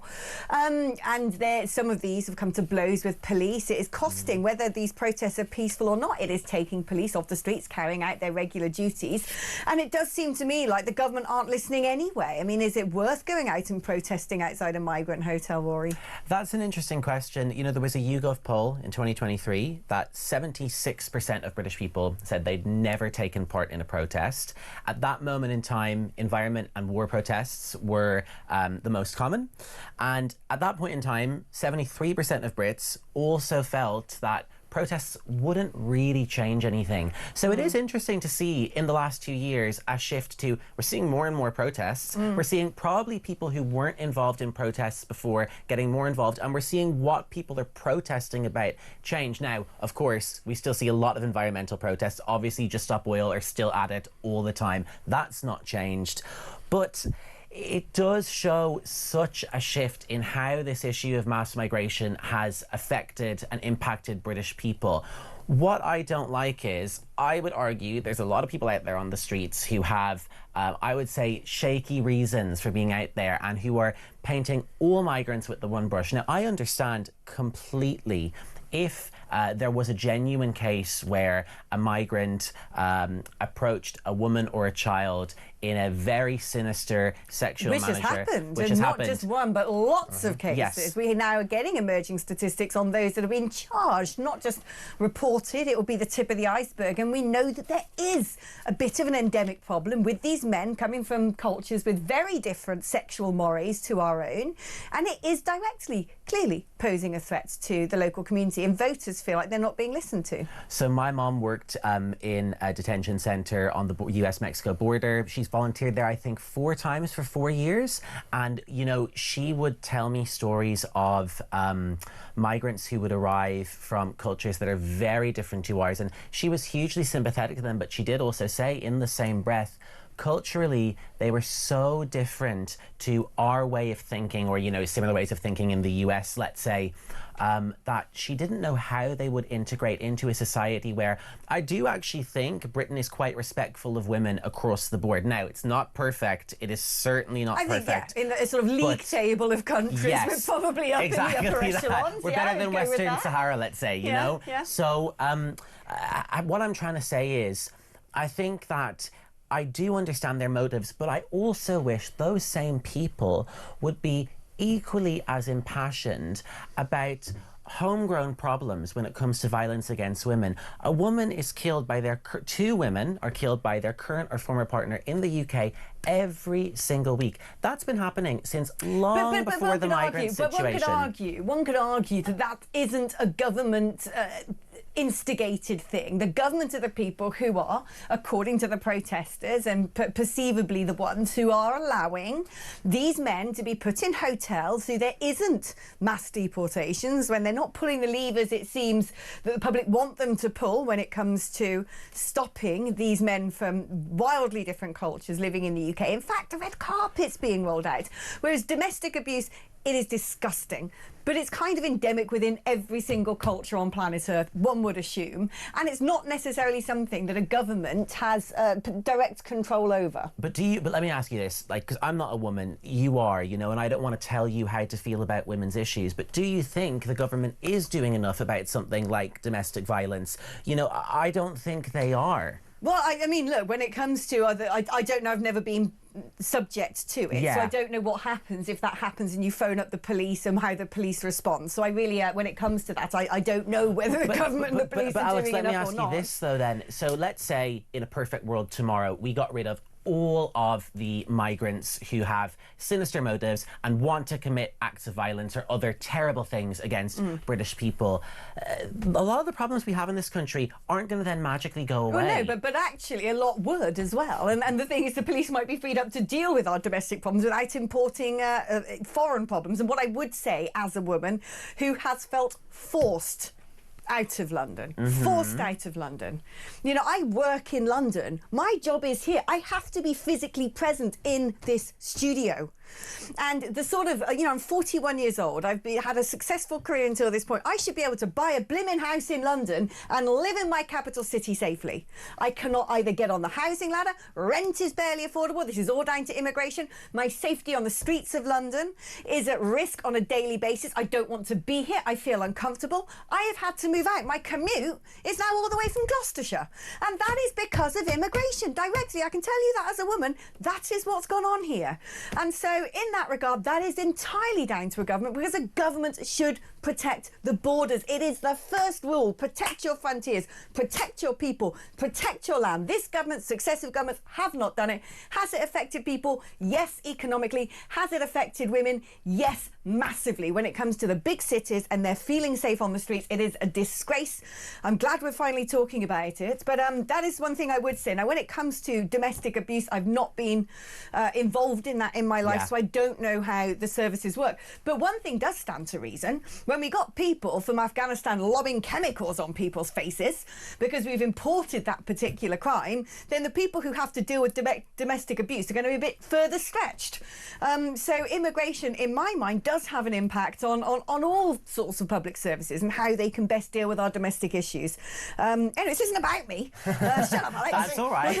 Alex, I think that is a really important point, though. So I was asked this on another programme recently about why it's worse when a migrant commits a crime as against an Indigenous Brit. And the reason for that is because the only reason that migrant will be in the country, whether that's legal or illegal, is because of government policy. So every sexual assault, every rape, every crime that takes place as a result of a migrant being here is directly downstream from decisions made by our leaders. And that's why it's worse, because it's two different phenomena, you know, Indigenous crime and the crime of foreigners. And, you know, I think the one is, you know, it needs to be dealt with obviously in the harshest possible terms, but the other is totally avoidable and only, like I say, a result of our leaders' decisions. And I think with regards to these protests, I don't think it's surprising that we're now seeing this, because the British electorate has not been listened to for decades at this point when it comes to the topic of both legal and illegal immigration. There was polling out this week from YouGov saying that up to 45% of Britain now wants to see not just immigration end, but actually legal immigration be reversed. And that is quite a radical position that many people are now taking. But it's not surprising, because you look particularly at the immigration that happened over the last 5 or so years, the millions and millions of people, about 90% of whom have come from outside the EU. Do you think the protests outside the hotels are going to achieve the end goal? And this is the interesting point, Alex, because I think that and I want to be careful how I say this, the protests in Epping, when this all kind of kicked off initially after the, I think, alleged sexual assault that took place by one of the asylum seekers there, that worked because it forced the local authorities to move the asylum seekers from that hotel into the Britannia Hotel in Canary Wharf. So the migrants were actually removed as a result of when technically they can just go and do the same things to people in Canary Wharf. Local organisation, right? So and so that worked. What we're seeing now, I think, what a lot of people are being taken in by, is these protests kind of becoming a spectacle, kind of becoming an exercise in theatre. Because I tweeted last night, and this was met with some pushback, that a state-approved protest is not actually a protest. It's basically a kind of, you know, it's a bit of fun for people to go to, and I think it's more like a pressure release valve. But is it not the case of, you know, back in the day we used to have, was it something 36 degrees or something like that, where people could go online and automatically sign a petition, and people sort of went, well, it's not really the same as writing to your MP. And I remember MP saying to me, no, because what happens is your inbox is filled with all of these things, and you think, blimmin' heck, my constituents are upset, they ain't going to vote for me next time round. And so actually the optics of seeing how many people are standing outside hotels is something that the Labour Party are going to be very cognisant of, and suddenly go, OK, we get it now. Maybe, they want them doing anything, but I think more direct political organisation like what we're trying to do at Restore Britain, that's actually far more powerful, because these protests tend to be genuinely local people getting together, holding up some placards and then going home. And a lot of the time it doesn't actually solve anything. It makes people feel as though they have done something meaningful, when actually the political situation hasn't changed. And so putting pressure on our leaders more directly through political organisation in a more central fashion, like what we're trying to do, I think is far more effective. Plug alarm. No, I actually agree with that, though, because, you know, if you think about it, let's say, the protests that are happening right now, Just Stop Oil protests, farmer protests, whatever protests there are, whether you agree or disagree with any of the above, they get all of this mass media coverage because they can be quite provocative in the people that show up and what they say and what they do. But essentially, the next week, we've all moved on to the next story. Exactly, has anything actually changed? Right, and take this, for example, the Iraq War protests that happened in 2003, where the largest organisation of mass organisation of people ever in history took place in London. I think it was something like 2 million people marching the streets of London. Did that stop the Iraq War? That it did not. Right, we're going to be taking a short break now, but don't worry, because that's not going to stop us either. We're going to be back for more political debate after this.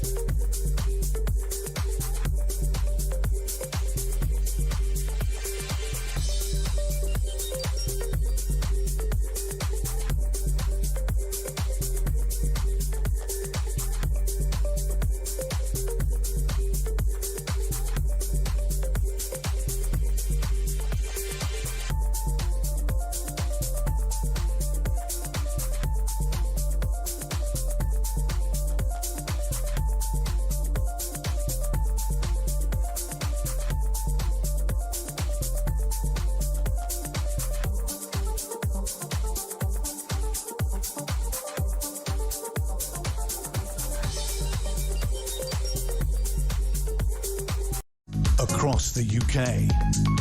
On DAB+, on your smart speaker, on your smart TV, and on your side. This is Talk.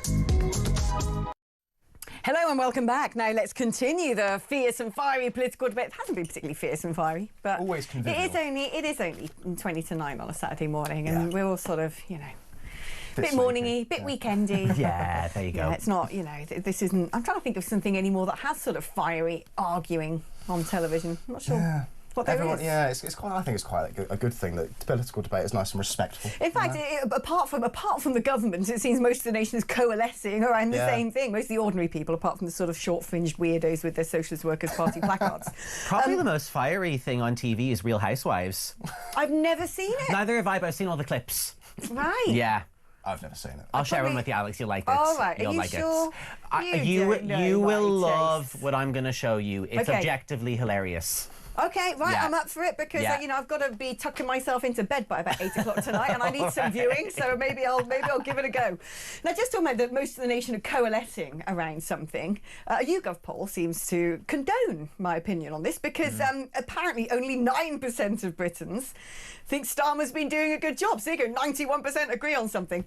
What I want to know of these 9% of Britons who think Starmer's doing a good job, where's the evidence? What is it? What has he done well? Have you got any proffering, Rory, of something that we can go like, actually, yeah, that was good? I think there are probably people out there, specifically, I would say, people on the left side, like myself, people who have traditionally been Labour voters, who feel that Labour and, you know, Starmer's government have inherited a lot of problems from the Tory party. And I would imagine when they were polled, perhaps they were thinking that they have, quote unquote, done a good job in kind of keeping their heads above the water and trying to move things along. I don't think they've done a good job. Can we think, like, I'm going to try, let's all try and actually do this. Let's please try and do it and think of something that they have done well. Like, genuinely. I mean, we don't want dead air on air, do we? Okay, I've got one. Yeah, they haven't peeved Donald Trump. There you go. Despite, because that's one thing I thought was going to be like, you know, crashing in flames, considering everything they said beforehand, and apparently Donald Trump seems to quite like them. I'll tell you something that was good. Keir Starmer's Island of Strangers speech. That was historic. I love the fact where they're like, I don't know, because the net zero stuff to me is a screaming disaster. Yeah. But this is the thing, with this narrative that they inherited all these problems. Economy is a screaming disaster. You know, from the previous schools. Breakfast. But they've made everything, like, they may have inherited problems, but they've made everything worse. No, listen, I don't disagree with that, and I also think that, you know, I know we're a while away from the next general election, but thinking further ahead, I do have to think about where someone like me, who has traditionally voted Labour, who's traditionally been on the left, who isn't going to vote Reform in the next general election at this moment in time, don't see that ever happening for me. But the point is, I don't know. I don't know where we'll cast my vote. Because it's almost like, it's almost Corbyn, like, Corbyn maybe, but again, really? Corbyn is going to be a bigger threat than anybody is willing to admit, I think. Really? Seriously. So, talking about this and the future of the left, because we know the Labour Party clearly aren't very popular. Yeah. There's been something on Guido Fawkes about Andy Burnham being the person to save the Labour Party. And I've always thought, and I don't really study Labour politics very well, but I've always thought he looks credible, he looks nice, he's quite a solid geezer, that I quite like him, that, you know, if it was him in charge of Labour, that might be a better bet than Starmer. And I can't remember who it was the other day, and someone basically just went to me, no, you don't know Andy Burnham. Ooh, that would be bad. And I can't remember why.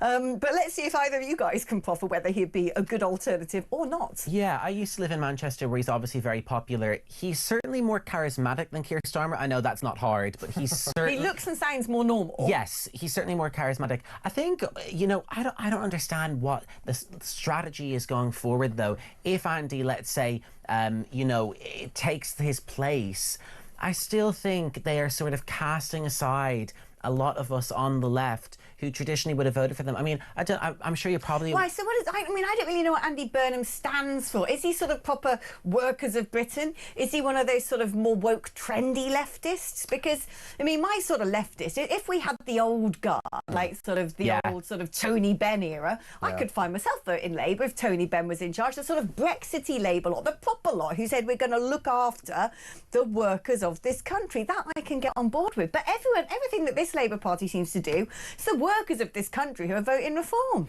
He did do a DJ set in Manchester when I lived there, so hopefully that answers your... Andy Byrne? Yeah, Oh, God, so hopefully no, I that hate answers your him now. question as to Gone, what kind of... done. Hey, I got down. But I don't know if either of you have seen, there's a story that Labour are set to impose a full-blown ban on trans people using single-sex spaces. Now, let's just park for 1 second whether we agree with that or not. The point is, again, like, what is Keir Starmer doing? He's going to lose so many more people on the left to that. But it isn't law, and Sir Keir Starmer does everything by the letter of the law. Yeah, okay, fine. You know, I think that's the style of politics that people in this country are sick of now. And I think Andy Burnham, whilst he might be a bit more charismatic than Keir Starmer, does represent a continuation of that kind of managerial, process brain style of politics. And I think that's what people are sick of. And so I think what we're seeing really in the forms of, you know, the figures of Jeremy Corbyn and also Rupert Lowe, I would say, is a glimpse of the politics of the 2030s, which is far more radical, far more anti-establishment, and far more personality. Is it radical, though? Because one might argue that the politics of old was a bit like that. You know, you go back to Arthur Scargill, Margaret Thatcher, that actually what happened in the intervening period was this sort of weird, blobby, flabby centrism, which didn't have much of an identity. And all that's happened is the iron filings have coalesced around opposite poles again, you know, rather than everything just be a jumble in the middle. Well, this is what I would prefer. I would prefer an authentic left and right in the halls of power, because as much as I disagree with Corbyn on a great many things, and indeed the likes of George Galloway,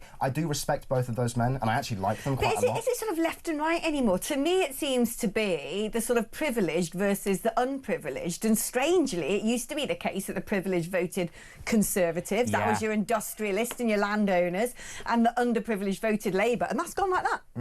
That's flipped. I think a lot of these dichotomies we use in politics are kind of falling apart, because like I, for example, I'm like economically, I'm actually fairly on the left. Socially, I'm very conservative. Yeah, I find myself in the same camp. And so the left and right thing doesn't really work that well. I think that the kind of national-international dichotomy is quite strong, and that's what's interesting about globalism versus nationalism. And that's what's interesting when you look at the left as represented by someone like George Galloway, is he's very much in the national camp as against the international camp. He's as much a critic. I would say so. He's as much a critic. I thought he loves all the sort of Arab states and Russia and stuff like that. I think he does, but that is because he is in a certain sense a nationalist as against the international global liberal consensus. He's a sceptic of the sort of supranational. And so in that way, I find myself on the same side as someone like Jeremy Corbyn and someone like George Galloway, whilst also being on the same side as someone like Rupert Lowe. There's sort of an old dyed-in-the-wool Brexiteer. It was funny during that election, wasn't it, when Theresa May as the Remainer was banging on about Brexit and Jeremy Corbyn as the Brexiteer was banging on about Remain. It was like, what's going on? Do you think, though, that we are going to move towards being more socially conservative? Because I think... we're moving, yeah. It's on the move. I really think we are, and I think,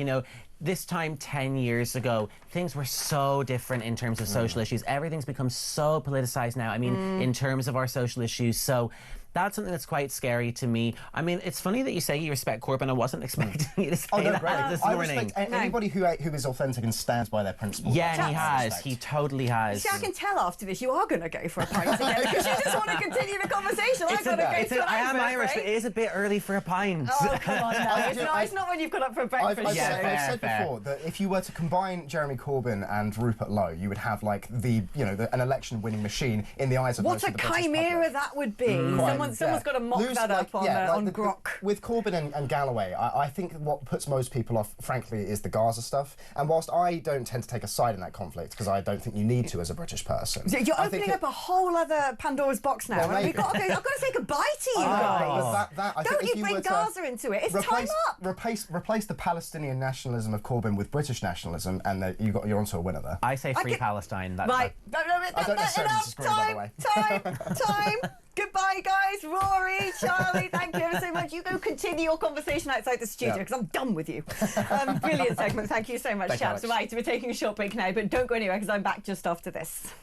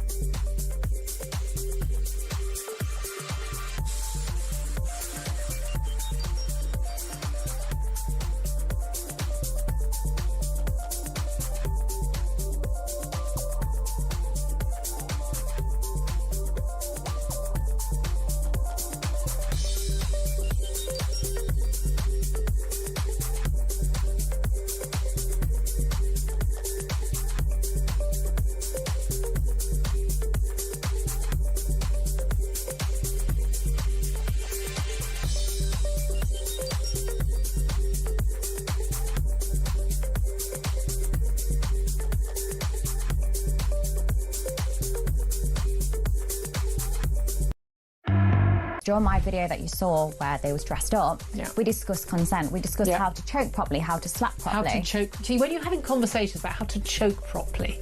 But if I'm not doing that, all those people are going to watch online is a video where they've seen a girl get really roughly choked and it's not been discussed at all. So if that guy then does it to another girl who's freshly 18, how is he not going to hurt her? How does she know to speak up? So I am doing good for society, because if I wasn't doing these sex tapes that show more of the educational side, I mean, the parents aren't teaching them.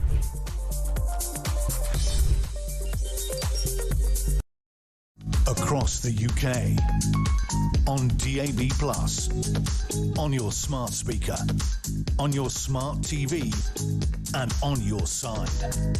This is Talk. Hello there and welcome back to the show. I was just having a fight with a newspaper then, and Tech Op Dave was like, right, we're coming back, and I've just destroyed the Sun, so that's sacrilege in this building. Shh, don't tell Mr. Murdoch. Right, joining me now is the bizarre editor at the Sun, Ellie Henman, who has the front page today. Whoop, whoop, whoop. Congratulations, Ellie. And this is a remarkable story about the fact that Oasis fans, the most sort of sought-after event, tickets costing gazillions of pounds, and yet people were able to scam their way in to the must-see concert of the year by essentially giving handouts to security guards. Tell us more. Yes, that's certainly what it appears that we've uncovered, that we were contacted by somebody who did manage to access Wembley Stadium in that way. After speaking to them, I went down to the ground and spoke to two other people who also managed to do it. So they're claiming, and they've told us, that there were two scammers, they're females, we've chosen not to name them, who basically went on to buy and sell ticket groups. And when people were doing call-outs for tickets, they would reply and say, hey, message me, I can meet you down at the stadium, and there's no payment till you get inside. And as we look further into this and reviewed the evidence we had, it was pretty shocking.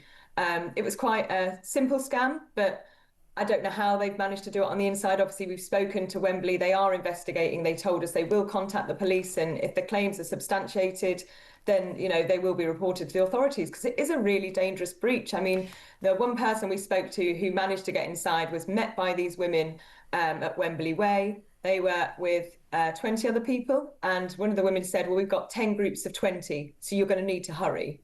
And ultimately, they had their hands marked with a symbol. Everyone in the same WhatsApp groups, they were all put in this group, had to pay a deposit just of £10 to get the access. They met there, sign on the hand, everyone got sent the identical ticket, and they were all told, so the ticket we had for them was pitch standing entrance F, and the women said to them, you need to go to entrance M and go in via the disabled exit. Now, they told us that when they arrived, they walked to the disabled exit at entrance M, the ticket was scanned, and they walked inside.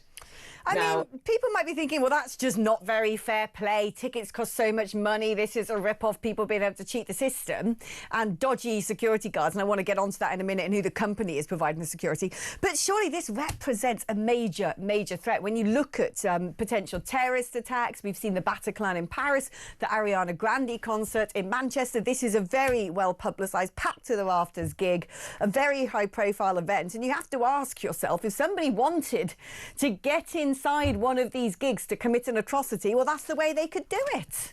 That's what I found particularly chilling, if I'm being honest. Of the three people I spoke to, the fact that when you... Obviously, I've been to Wembley, I've watched Oasis at Wembley the night before. That's why I look rather hungover in that picture of me in the sun today. It's not my best look. I was horrified because you go in, regardless of what entrance, you have your bag checked, and you will go through a scanner. People will search you and make sure you've got nothing on you.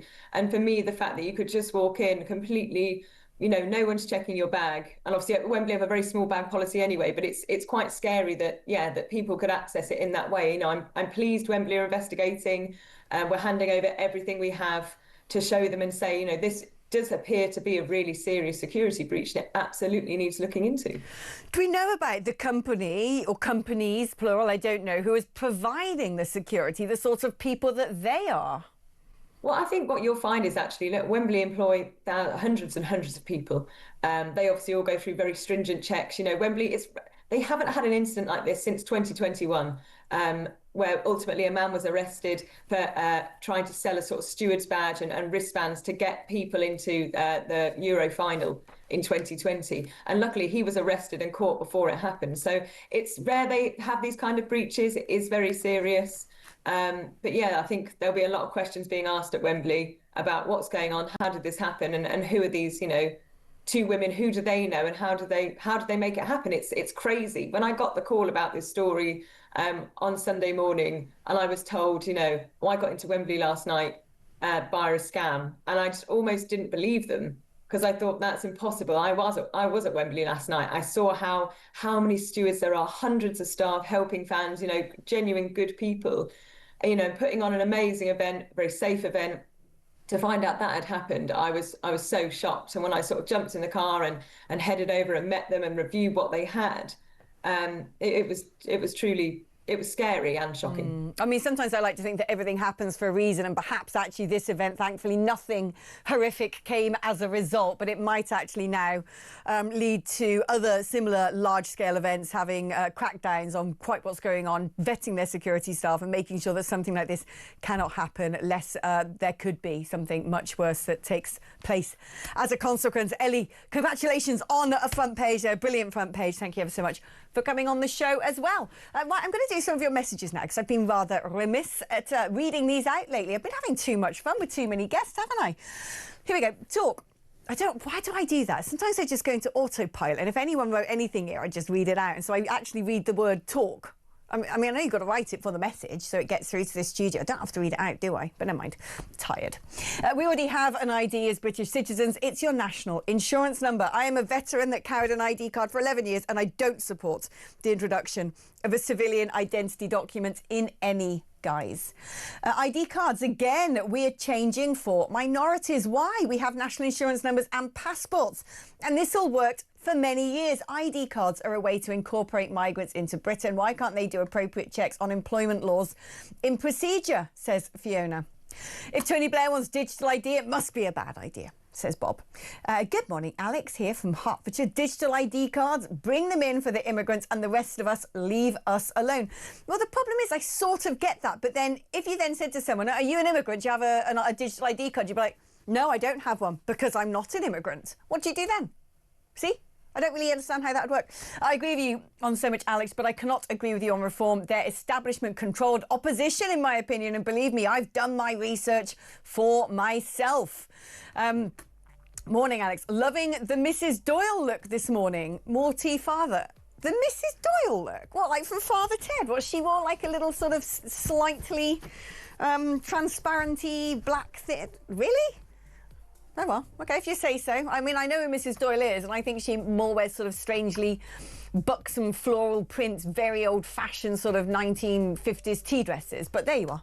I can see Sarah Pochen as a future Prime Minister, says Paul in Exeter. Morning, Alex. You should escape London more often. You're positively glowing for doing so, says Alan in Ainsdale. Don't you worry, Alan. I have permanently escaped, but I will be commuting back here so I can keep you entertained, sitting in this studio and presenting various shows in the foreseeable future. But thank you ever so much. The Cotswold air is definitely doing me a world of good. OK, we're going to take a short break now, but don't go anywhere because it's the final hour of the show. And after the break, it's time for Kev and Alex. They ride again.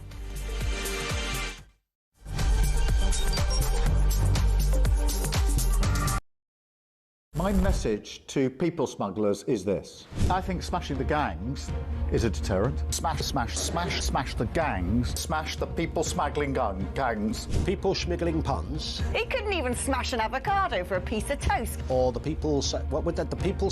I think smashing the gangs is a deterrent. Well, it might be if you smashed any, if you found any. The people smash... Those... The smash... And he hasn't smashed anything. I mean, literally all he does is he smashes records every sort of couple of weeks, where more and more people come in a period of 24 hours. Smash the gangs that are running this vile trade. You're never going to smash the gangs. That's something that basically is impossible. The gangs are like the Hydra. You cut the head off and another two grow. So I did write to ministers and say that I wasn't convinced that smashing the gangs was the right sort of way of thinking about things. We will smash the gangs that undermine our security. Keir Starmer has just tweeted 15 minutes ago. He says, I know you're angry about immigration. I get it. We will smash the people smuggling gangs at source. Maybe I'll just read it all in his accent, shall I? There is no return to freedom of movement. We have left the EU. I do not accept that that prevents us working with other police units here, with prosecutors here, to smash the gangs. Well, I'm sure the smuggling gangs are absolutely quaking in their boots now Keir Starmer's on their case. Solving this issue, smashing the gangs, is that the impossible dream, Tom? It really seems beyond him at the minute, I have to say. We're going to get the evil people smugglers and we're going to smash them and we're going to put them in jail. That will solve the migrant crisis. Prime Minister Keir Starmer's promise to smash the gangs has resulted in just 5 convictions. Hurrah for operating small boats. So what he really wants to say is that this policy of smashing the gangs is a total and utter disaster. There isn't a cat in hell's chance that it's going to work. You It's just can't crap. say it. It's crap. That's what he's basically saying. I know you're angry about immigration. I get it. Mark my words, I will take back control of our borders. That means cutting migration, ending the use of asylum hotels and ramping up our efforts to stop small boat crossings. It's like a parallel universe, the real world, as told by the impressive David Bolt, and Keir Starmer and Rachel Reeves' fantasy world. We will smash the people smuggling gangs at source. Across the UK, on DAB+, on your smart speaker, on your smart TV, and on your side. This is Talk.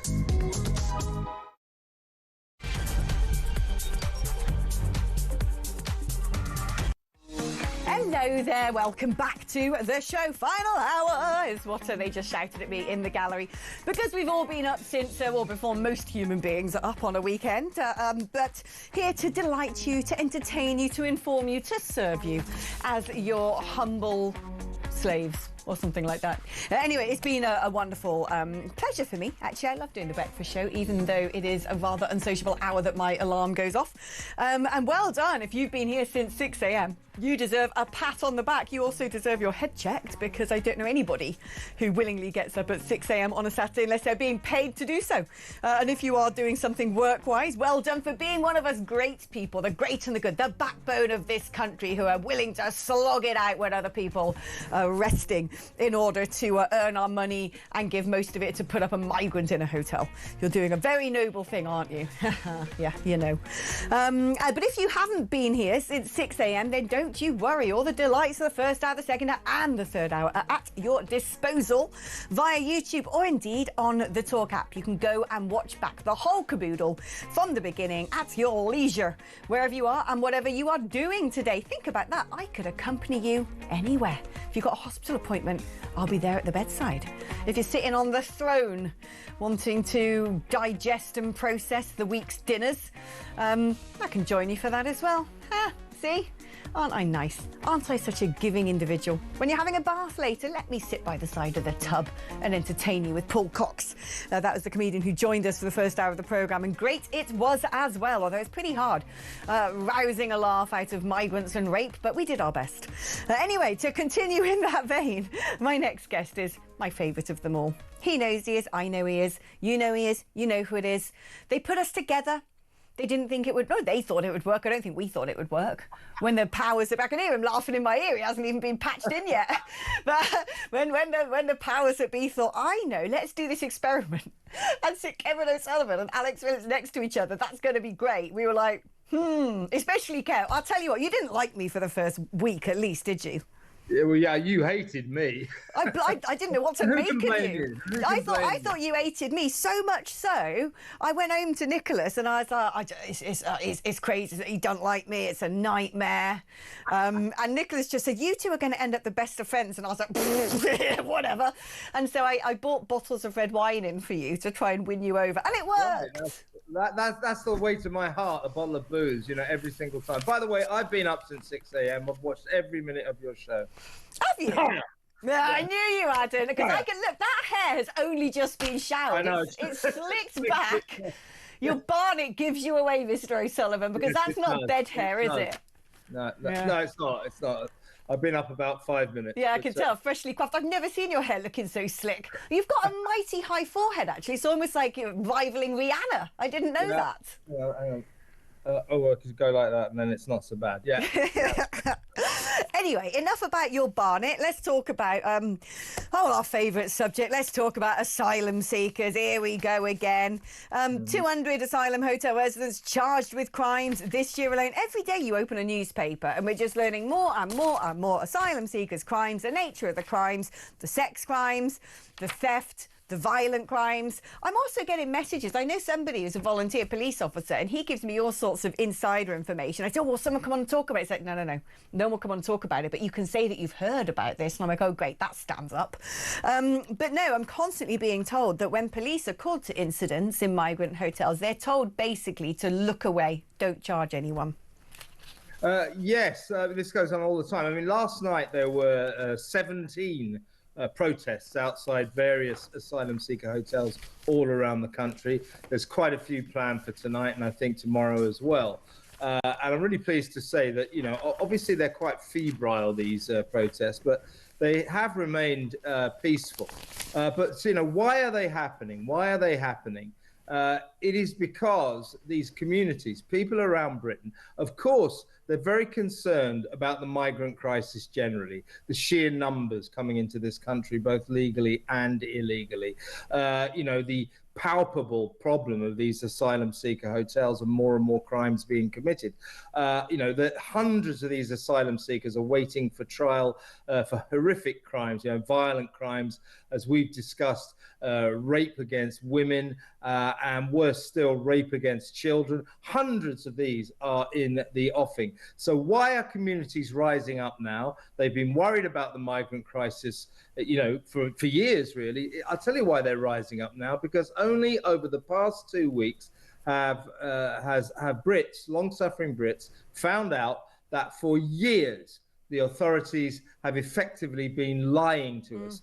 They've been keeping secret the ethnicity of people charged particularly with sex crimes. They've been keeping secret from us the fact that many of these perpetrators live at asylum seeker hotels. And we're now finding out that they've thrown a veil of secrecy over information that we should have had. Now, we've now got the Prime Minister and the Home Secretary, Starmer and Cooper, both conceding, yes, this has been wrong. You should have this information. You should be able to know whether or not the suspects in terrible crimes are asylum seekers. So they say that, and we go, this was like last week, and we go, at last they've seen the light. And what did we find out on Monday?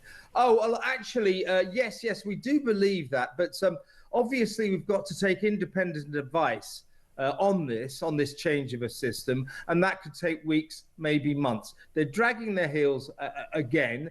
So it remains national police policy and CPS policy that we do not get told when there's been a rape or an alleged rape or a sexual assault or a violent crime. We do not get told that the suspects are asylum seekers. So that is why around the country communities are furious. The fact of the migrant crisis and the fact that we've been hoodwinked, we've been kept in the dark, and people are in a rage about this. Yeah. No, it's one of those things, don't you? I was looking through the newspapers this morning. There was a story of some sort of dirty pervert somewhere in the country. I can't remember the details. And it said, if anybody has seen this man, and there was a sort of granular CCTV picture of a gnarly-looking white man. And you're like, oh, right, when the suspect is white, you get the photograph. Have you seen him? Otherwise, it's always two gentlemen, aged 22 and 21, from Bognor Regis. And you're like, you're not from Bognor Regis, are you? You're from somewhere far, far away from Bognor Regis. We know your game.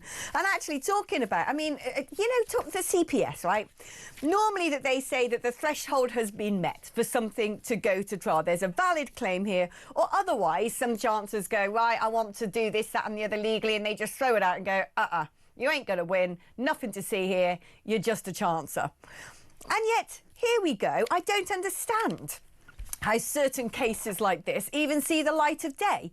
An Eritrean asylum seeker who threatened to torture his wife and children says he should be allowed to stay safe and secure in the UK. He's called a name that I can't pronounce, but I'm going to give it a go. Andamariam Zeselassie, 37, allegedly terrorised his family between September 2020 to December 2023.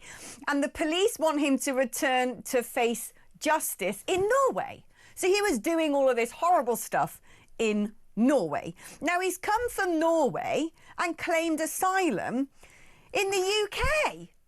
Like, Norway, for crying out loud. What is a dangerous place that you can't be anymore? War and torture. That war-torn Scandinavian country. No, yeah, really. For crying out loud. Norway, wasn't it in, like, Oslo, where there's the Oslo... It's such a woke, sort of peace-loving country, the Oslo Accord and all of that stuff.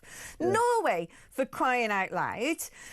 He appeared at Westminster Magistrates Court. Again, why on earth did they even give it the time of day? After spending 2 years in Norway with his family as an asylum seeker there, his visa ran out after his marriage ended, so he came to the UK. One assumed he sort of like got shacked up with a Norwegian. I don't know. He's had enough of him because, you know, he wants to torture her and their kids. So he's come here, but he has no community ties here. He has huge difficulty communicating with people who speak English. He's denied threats of assault and maltreatment of his wife and children. And he says, oh, I can't go back to Norway. It won't be safe for me. And we're allowing this man to have his day in court. And who's going to be paying for his lawyers? You and me, Kev. Yeah, and meanwhile, his application for asylum continues apace. I mean, it's absurd. We are such a ridiculous soft touch. It just doesn't bear thinking about. Was it you and I discussing the other day that similarly, a guy from the Yemen turned up. He flew from, this was like a year or so ago, he flew from the Yemen into Heathrow on a student's visa. The moment he touched down, and this is what happens sometimes, he said, I've got this student visa, but I hereby claim permanent asylum. So the immigration officials sort of detained him and said, okay, well, what's your story? And he said, well, my story is that if you send me back to the Yemen, the Houthi rebels will make me fight for them, so my life will be in danger, and I don't want to do that. They said, oh, well, that sounds like you've got a real case for asylum then. Then they went through his belongings, and they found a series of really, really hardcore child sex images, paedophile photographs of the worst possible kind. I did find out the details, and I'm not going to say on a family show. Really disgusting. So they found these. What they did was they charged him with, he was arrested on this offence, having child sex images at Heathrow, and given a sort of court date, and then allowed into the country where his asylum seeker application continues apace. Oh, and let me guess, he'll be granted asylum because they probably frown upon pedos over in the Yemen. Actually, they probably don't, let's be fair. Yeah, we often get this, that paedophiles, sometimes, asylum seekers who've succeeded in their application to stay, go to jail for paedophile offences, 2, 3, 4 years. They come out, and so we obviously want to deport them. And they say, well, if you send me back to Syria or Somalia, back in my home country, they take a very dim view of paedophiles and I'll be persecuted. And I always want to say, well, we're not entirely keen on paedophiles in this country. Right, exactly. You're going back to Syria and you can take your bloody chances. What do I care? What are we, the Savile safe space or something? It's crazy. And before I let you go, Kev, I mean, there's a story. I don't know if you've seen it. I think it's like story of the week, if not story of the year. It's utterly brilliant. It's in my favourite paper of them all, The Daily Star. Yes. Are you familiar with Rupert Lowe? I haven't seen today's Daily Star, although it's usually my paper of record. It's amazing. So I don't know if you know about this, Rupert Lowe and what he put on X recently. So there he was in Great Yarmouth, his constituency, and I've got this sort of mental image of him sitting on the terrace of a beachfront hotel, sort of faded glory, Victorian edifice, with his sort of reading glasses on the end of his nose, sipping a coffee, tweed jacket, binos by his side, looking out to see pip, pip, what ho. And he happens to glance upon the silhouette of a small boat, and there's a picture of it here because he put it up on Twitter. What looks like a dinghy. You can see the wind turbines in the background. And he said, dinghies coming into Great Yarmouth, capitalised, right now. And then he goes on to say, I'm urgently chasing. Enough is enough. Yeah, I saw that, but was this were these real migrants? Well, no, this is the point. They're charity rowers who are rowing from Land's End to John O'Groats to raise £57 million for motor neuron disease. You see, you know what's funny about this? I think it was last night. Last night I sort of announced this on the show or was it the night before? And I said, I was literally live, and I said, oh my God, Rupert Lowe's reporting that migrants are now landing at Great Yarmouth, his constituency site. I said, wow, they're going all the way around the Kent coast up to East Anglia. So I thought, now you're telling me No. These so-called migrants were Matthew Parker, Mike Bates, Aaron Kneebone and Liz Wardley, rowing from Land's End to John O'Groats to raise £57 million, representing rugby stars Rob Burrow and Doddy Weir, who died from the disease. And they have said, we find it hilarious. And as a result, Mr. Lowe has vowed to make a £1,000 donation to MND. I think it's probably made that particular charity escapade even better known. It's given it a far higher profile. But anyway, I thought that story was utterly delightful. That is funny. You're telling me that. I didn't realise that it was a fake sighting. Poor Rupert. Poor Rupert. I think it's utterly brilliant, and I hope he's laughing about it, because I certainly am. We all need a little bit of comic reprieve, don't we, in this day and age? Kev, thank you ever so much. It's so good catching up with you, and well done for getting that hair washed and combed back in time. There you go. Yeah. Just for you. Always smart for me, aren't you, my love? Oh, yep. I love that man, Kevin O'Sullivan. Right, we're going to take a short break now, but when I come back, we're joined by the political correspondent Sophie Slay of The Sun to go through the wonderful rags, big stories of the day. Don't go anywhere. That's after this.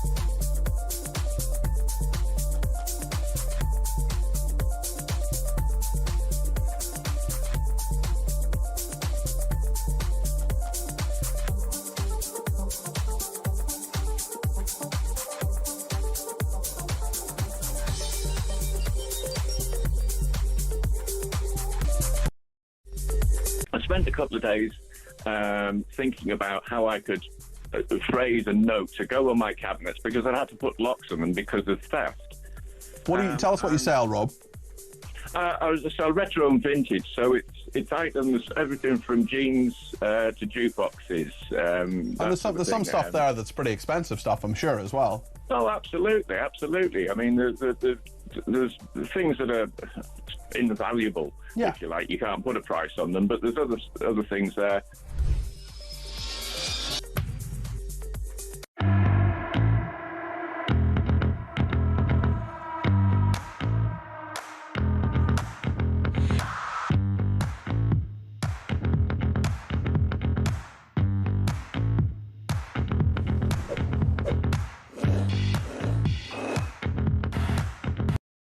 Across the UK, on DAB+, on your smart speaker, on your smart TV, and on your side. This is Talk.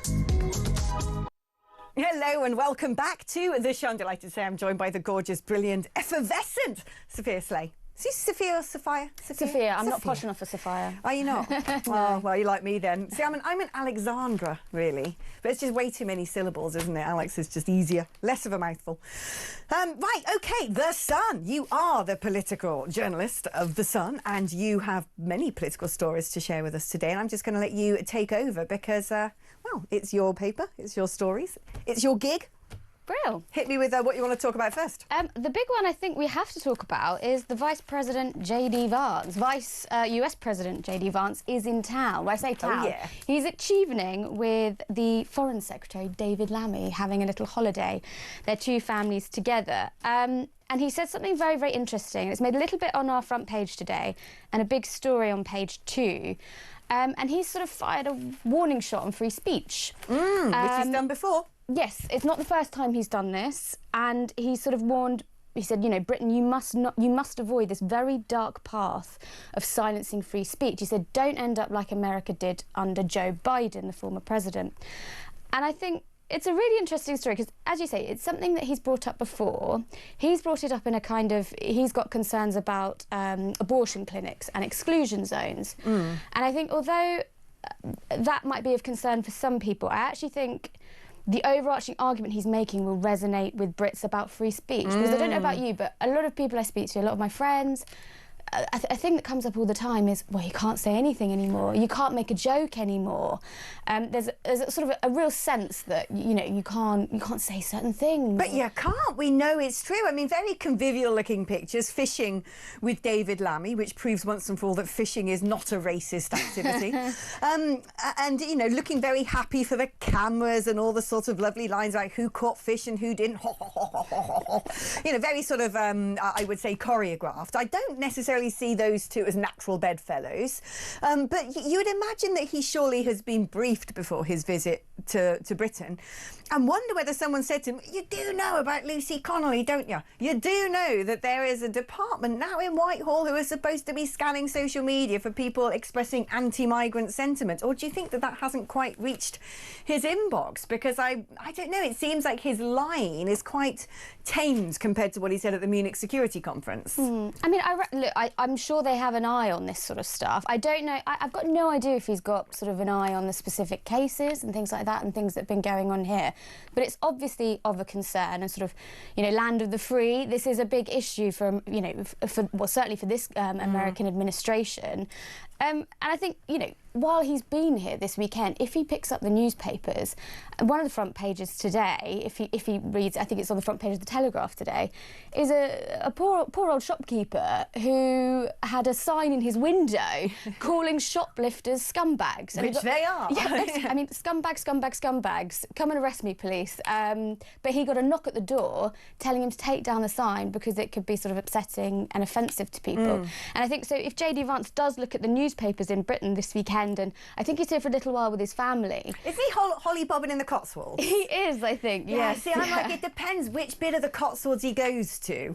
Because if he goes down that sort of woke bit with Ellen DeGeneres and all of them, he's just going to find a load of women having coffee mornings who think the Labour Party are really wonderful. And isn't it disgusting that we're protesting against these poor asylum seekers in the hotels? If he comes down my bit, you're going to get all the farmers going,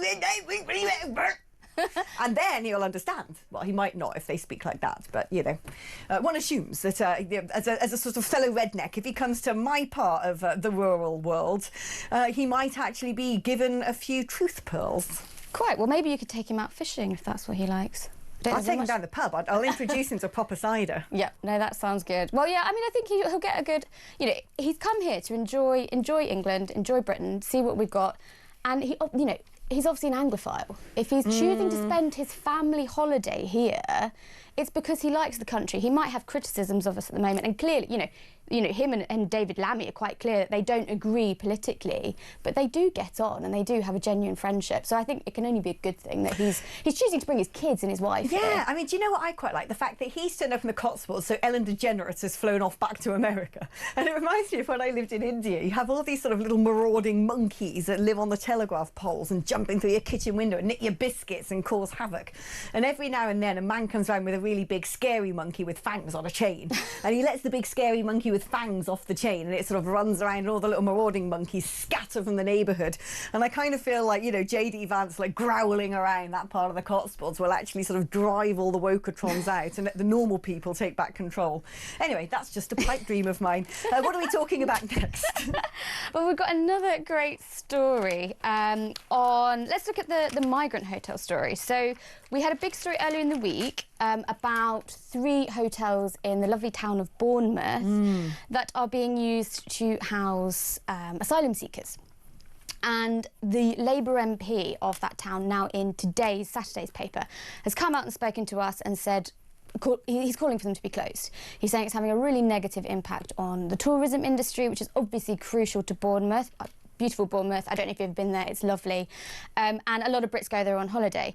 But it's scaring off the tourists who, you know, are already being squeezed financially. You know, a lot of people, and a lot of British families are struggling to go away on holiday, and some are sort of taking their kids every other year on holiday and things like that. And if you were one of those sort of squeezed Brits going to Bournemouth this summer, you could be paying a lot of money for your one family holiday that year next to 3 hotels housing hundreds of, probably majority men, paying nothing, staying there for free. And this is what really, really cuts through with Brits. I mean, this Labour MP, it's his constituency. He's obviously, you know, hearing a lot of upset from his constituents. We've been down there and spoken to his constituents as well, and they are really upset. They're really worried. They're not happy about this, and it's having an impact on the local economy. Indeed it would, and actually it's such a shame with climate change and all that. We had a lovely summer this year. I'd love to see some of those beautiful Victorian hotels, back when going to the seaside was the preserve of the privileged, to go and treat their ailments and get some space out of the city and some good fresh air. We've got lovely hotels all around our coastline, and these are the most dilapidated parts of the UK. And with a bit of investment, my goodness, couldn't we gentrify them again? And then I've got a question for you, Sophia. Now, I was going to say, you know, you may not be coming from a sort of hellhole filled with misogynists, but actually, the way you live in East London, I think you probably do. But if someone said to you, regardless, Sophia, I'm going to give you the opportunity, if you give me £5,000, you get to go and stay at an all-inclusive beach resort for 2 years. You don't have to work. We're going to give you a new phone. We're going to give you entertainments to watch. You'll have all your meals sorted. We're going to put on a yoga class, and you get tickets to watch some local sporting events. You don't have to work, but if the pocket money we give you isn't enough, if you go and pull some pints on the side, you know, we won't tell anybody, it's fine. And actually you don't have to pay tax on it. So you could probably earn yourself maybe £4 extra a month if you work hard. Would you say yes? It sounds tempting, doesn't it? I mean, you can see why there's that pull there. Right. And the thing I keep coming back to is, you know, I went out on the Channel in a boat a few weeks ago to see you know, the French Navy bringing across one of these migrant boats, handing it over to the UK Border Force. And the thing that's just will always stick with me from that experience is that the migrant boat that I saw was full of men. It was 74 men, 1 woman and a couple of kids. I tell you what, you know, if some sort of inventive entrepreneur down in a coastal town decided to offer some sort of channel safaris to spot migrant boats, I bet people would queue up to buy tickets. It's extraordinary. In the same way you can go, like, you know, dusk dolphin spotting boat trip off of Lanzarote. I would probably go down to Dover and pay to go and watch a migrant dinghy. It'd probably be easier to spot than dolphin spotting, to be honest. I've been on those boat trips 3 times and I'm yet to see a dolphin, but it's still nice going on them. OK, next up. Nicola Sturgeon. Do you remember her? Yeah. She's back. Oh, I remember her. She is back, and she's written her memoirs. So we've got a little piece on her. They were trailed in the Times today. So we've got a little bit of that sort of preview. And she's well, so I work in Westminster the majority of the week.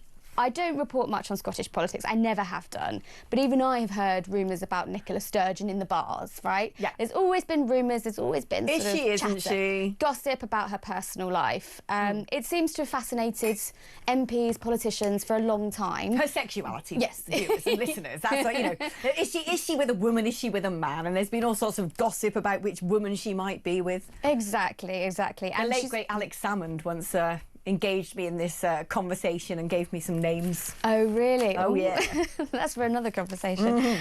So she's written her memoirs and she's addressed those rumours, but exactly in a very interesting way. She's addressed them with she sort of said, well, you know, these are these rumours. She's discounted some and sort of then gone, well, you know, but, you know, sex lives are private, and sort of left us guessing, left us sort of asking more. And I think this is sort of classic Nicola Sturgeon, actually. And one thing, you can love her or loathe her, like her or hate her, I don't care. What I'd always say about her is she's a very clever communicator. Oh, she's canny, and let's be fair, she may have some debts to pay back to the SNP.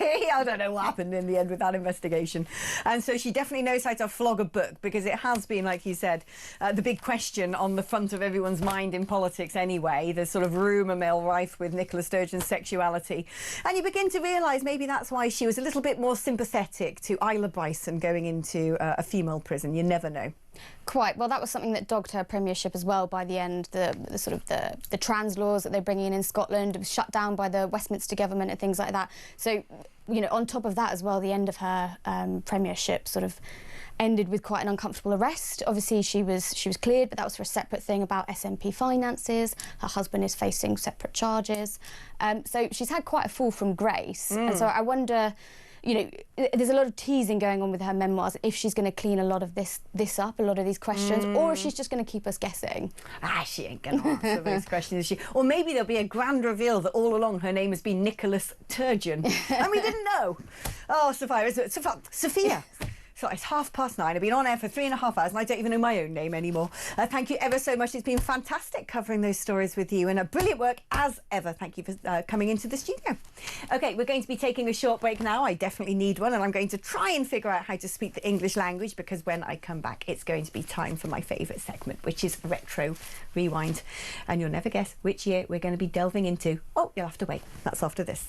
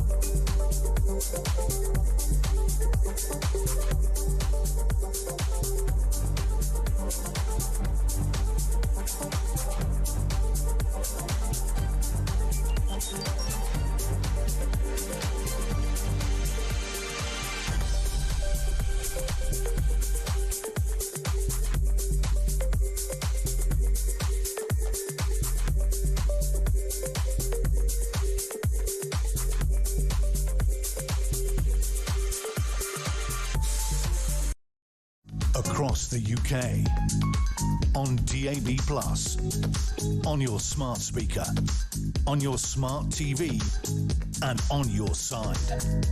This is Talk. Hello and welcome back. Nothing going on here, nothing to see. Very calm in the studio. Very put together, very genteel, very pristine, very collected. Ain't that right, Mr. Denyer? I tell you what, I've had the most fun. A 30-year career. The last 2 minutes has been the most fun. Oh, yeah. You should see the floor in here. I think I'm going delirious with tiredness.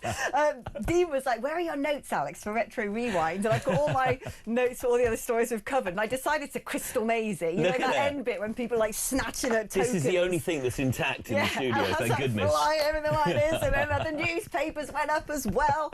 So listen, shh, it's between us, right? When Peter Cardwell comes in, I'm going to tell him I opened the window and there was a phantom gust of wind. Anyway, it is time for Retro Rewind. It's an absolute Coronation Street special. We'll get onto this in a moment, but I'm going to take you back. This is weird because I wasn't even alive. You weren't alive. 1960. Woohoo! We're going to talk about this morning. If I could have been alive in a previous decade, I reckon I'd have picked the 60s. It's a very good decade. You know, like, so obviously we did this with Virgin Radio. Oh, I'm on Virgin Radio. Virgin Radio was completely rock and roll.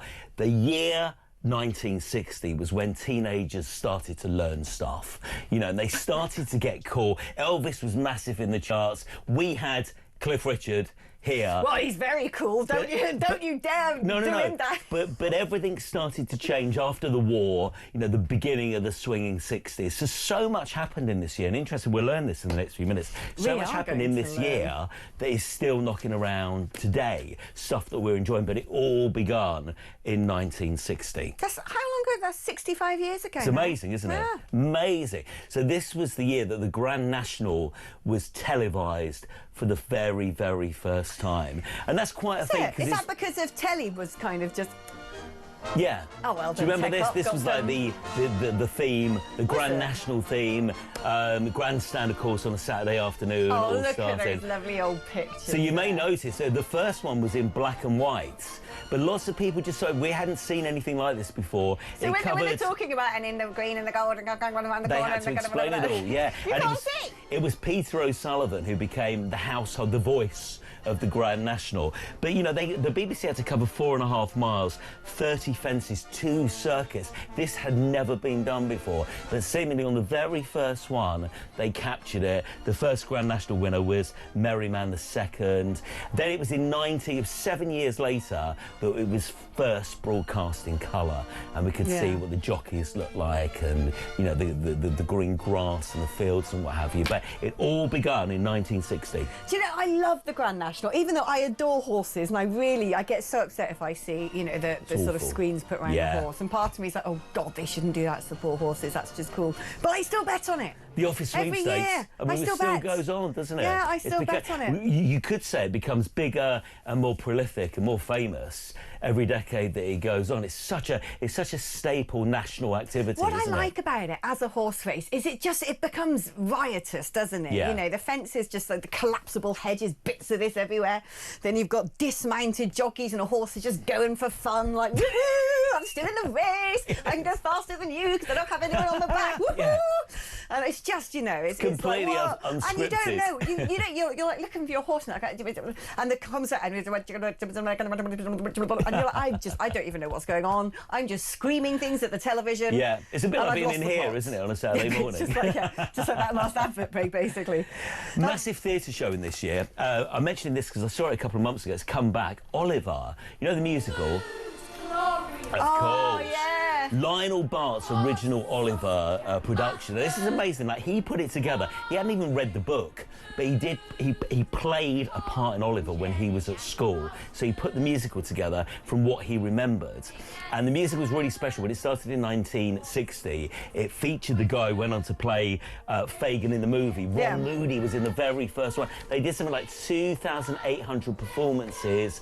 It was the first ever production that had a revolving stage, which still exists now. So I went to see the current production, and they've kept it on the 1960 version. Yeah, it's I'd go watch that. It's at the Gielgud Theatre in London, and I go to the theatre loads. I think it's the greatest thing I've seen in the last couple of years. I love it. It's a proper Everyone sang musical. Oliver at school at some point. Do you know, I was just listening to that then in my ear, sort of in my head, singing along with it, and it shows its age, doesn't it? Because he's talking about peas, pudding and saveloy. What now? And there'll be young kids going, What's what? that? What's peas, pudding and saveloy? Yeah. It's like, well, you hadn't lived. Pre-pizza. Pre-pizza. What would it be today? Food, glorious food, Doritos and Monster Aids or something. Yeah, and low calorie this and that, probably, wouldn't it? Low in sugar. Fuel, water and protein bar. We must talk about a band that you may have heard before. Oh, right. The Beatles No. became the Beatles. They were called the Silver Beatles until... The Silver Beatles. The Silver Beatles until mid-1960, the year of 1960. They were John Lennon, Paul McCartney, George Harrison, Stuart Sutcliffe, right? And Pete Best. Ringo Starr wasn't in the Beatles in So what happened 1960. to Sutcliffe and Best? They were kicked out. Oh, bye. But the very first gig was done in Germany, in Hamburg in Germany. Was it? The Beatles went over there because the clubbing scene over there, they paid bands more than Liverpool did. Because I think of them, aren't they sort of Hacienda and all that stuff? Was that someone else? No. I mean, that was so. This is before, you know, the Cavern Club in Liverpool. Cavern Club's the one I was thinking about, not the Hacienda. So their very first gig was 8 hours long, and they were told, 8 hours? they were told basically, you go on stage, you create a show. They did lots of covers. They did it wasn't going too well the first night, and the manager said, put more effort in. But apparently, doing these really hard gigs, they crafted their art. They got together the art of doing a proper show and the order of the songs and the way you spoke to this the crowd. This very first night, apparently, there was prostitutes, there was alcoholics everywhere. No one was paying any attention. It was all going off, but it really kind of seemingly formed the band. I mean, it's funny, isn't it? Talking about prostitutes and alcohol and it all kicking off. And when you listen to this, it's so quaint and cute and gentle. Yeah. Please love me do. Well, they were crazy. So in 1960, they were crafting the sound of this. This became a huge hit a couple of years later. Yeah, but it's amazing to think that of its age, this was revolutionary. This was sort of the most crazy, unheard of, new sound in music, unlike anything before. And you compare it today with like drill music and people just stabbing each other. Yeah. And it's sort of like, you know, oh, how we have declined. Remember before this, all the teenagers were listening to is the music that their parents would have listened to. So it was kind of us lot learning about Elvis, creeping into 1960, and the whole thing of being a teenager started. And it's hard for us to even think of that, isn't it? Because teenagers in our generation have always had their own thing going on and their own role models and own inventions. Own little world, but you kind of lived in your parents' shadow in 1960. It's an incredible year to talk about. Oh, it really is. Should we talk about black bin bags? Well, I didn't think that we were going to, but apparently we are. I love them. I've been using a lot while moving house. They That's were how much crap I seem to own. invented in this year. Before that, we just had dustbins that got really smelly. The original bin bags were green, but apparently it was cheaper. But you wouldn't have known produce because on black them. and white television. Well, exactly that. So that's all my gossip on black bin bags. So Who invented them? They were originally used in hospitals, and they were invented in Canada by this company that I suppose is a bit like PPE. Back in the day, they were used in hospitals. Yeah. It was a really kind of, you know, safe way of gathering stuff in a hospital and disposing of it, so it wasn't spilling out of metal bins. But there you go, my black bin bag update for you I love on that. Talk. I imagine there must be some family money floating around in Canada somewhere from the sort of, you know, the original mogul of the black bin bag. Now, I've been told we've got to get onto the music. Oh, OK. 1960. Yes, there's lots of stuff going on. My Old Man's a Dustman. Now, this is rock and roll. This is Britain's biggest comedy track ever. Lonnie Donegan. I love it. I think my mum and dad used to play this to me when I was a kid. That can't be the first comedy track. No, it's the biggest comedy track ever. It not only sold millions here, but the Americans loved it as well. And people would learn the lyrics and they'd sing it. It's so funny because he was quite a serious folk singer. Right. And he thought, you know, I'm going to have a laugh and record this. And of course, that's all people know about him, really, now. It was #1 for 4 weeks. It managed to get in the American chart. It sold millions of copies. And we loved the comedy single. I haven't had a comedy single for a while, have we? No, like... we haven't had comedy for a while, let's be fair. No we one's haven't. funny anymore. When I saw Naked Gun last week, I thought, I can't remember the last is it time. good? I really liked it, but I couldn't remember the last time I went to the cinema and laughed. I laughed. Yeah, and laughed, and other people were laughing there, and we were all laughing, and there were smiles when we left. You know, it's an hour and a half. But anyway, back to 1960. Back to 1960, yeah. Right. So we have that song. What else did we have? Puppy Love. Puppy Love, which is like... I just love watching you perform. Isn't it funny that we all know these songs? Well, I do anyway. Yeah. That, you know, I have no idea what's in the charts now, quite frankly. I don't want to know. But these sort of old classics, they really have stood the test of time. Yeah. Well, not that I particularly like that song. I can live without Puppy And Love. it goes back to what I was saying, you know, they're quirky songs, but we were yet to get the rock and roll vibe that kicked in, you know, like with the Beatles and the Stones and teenagers finding their identity. So very much in this year, it was still kind of parent-infused, very sort of saccharine and gentle. Yeah. It's a good year. Nice, really. It's a really good year. We've got one more song, haven't we? Go on. Yeah, we've saved the last dance for me. I thought you were supposed to be doing this that bit. one, yeah. This is nice. This the is Drifters. Nice. This is nice. Oh, when you listen, I just like again, it's music cute, well. isn't it? It's cute. Oh, look, they were waving in the gallery. Oh, Tekop is sort of gently bobbing his head so his big ear cans don't fall off. Are you sure, or is he having a moment? Well, he might be having a moment. I think he's still having a moment from the minute I started throwing papers around the gallery. Dean was shouting at him, Dave, get in there, stop her. And Tekop was sort of standing there like this, and I was just like, oh. It's a miracle we still have a screen left behind you. I was kind of worried at some stage. I've just got a bit balmy. I What love can I say? it. This I love is it. I calming love me it. down. It's bringing me back. Okay. Oh, that is lovely, isn't it? I do miss sort of. We don't make music anymore. I sound like an old fart, and I'm sure that all people of generation said that about the generation coming up. But genuinely, this time it's true. I mean, at least Taylor Swift still has like verses and a chorus and stuff like that. But the old music, when people could sing in harmony and the sentiment was gentle, it wasn't like I hate you, I'm going to kill you, I'm going to cheat on you. You know, there's a lot of stuff out there. There's a lot of new talent. You just have to work a bit harder at finding what you like and finding the people that you like that like it. Like work. Do you know I what work I mean? hard enough in here. I just go home and listen to the stuff I've always listened to. It's enough for me. Anyway, there was something else that 1960 introduced, wasn't there? Yeah, some might say the greatest soap opera of all time started in 1960. Right, well, which was it? Oh, there you go. I was going to do suspense over the advert break, but old trigger-happy Tekop was just like, spoiled the surprise. But anyway, there it is. It is Coronation Street, and don't go anywhere because we're going to be joined by one of the original and best cast members after this.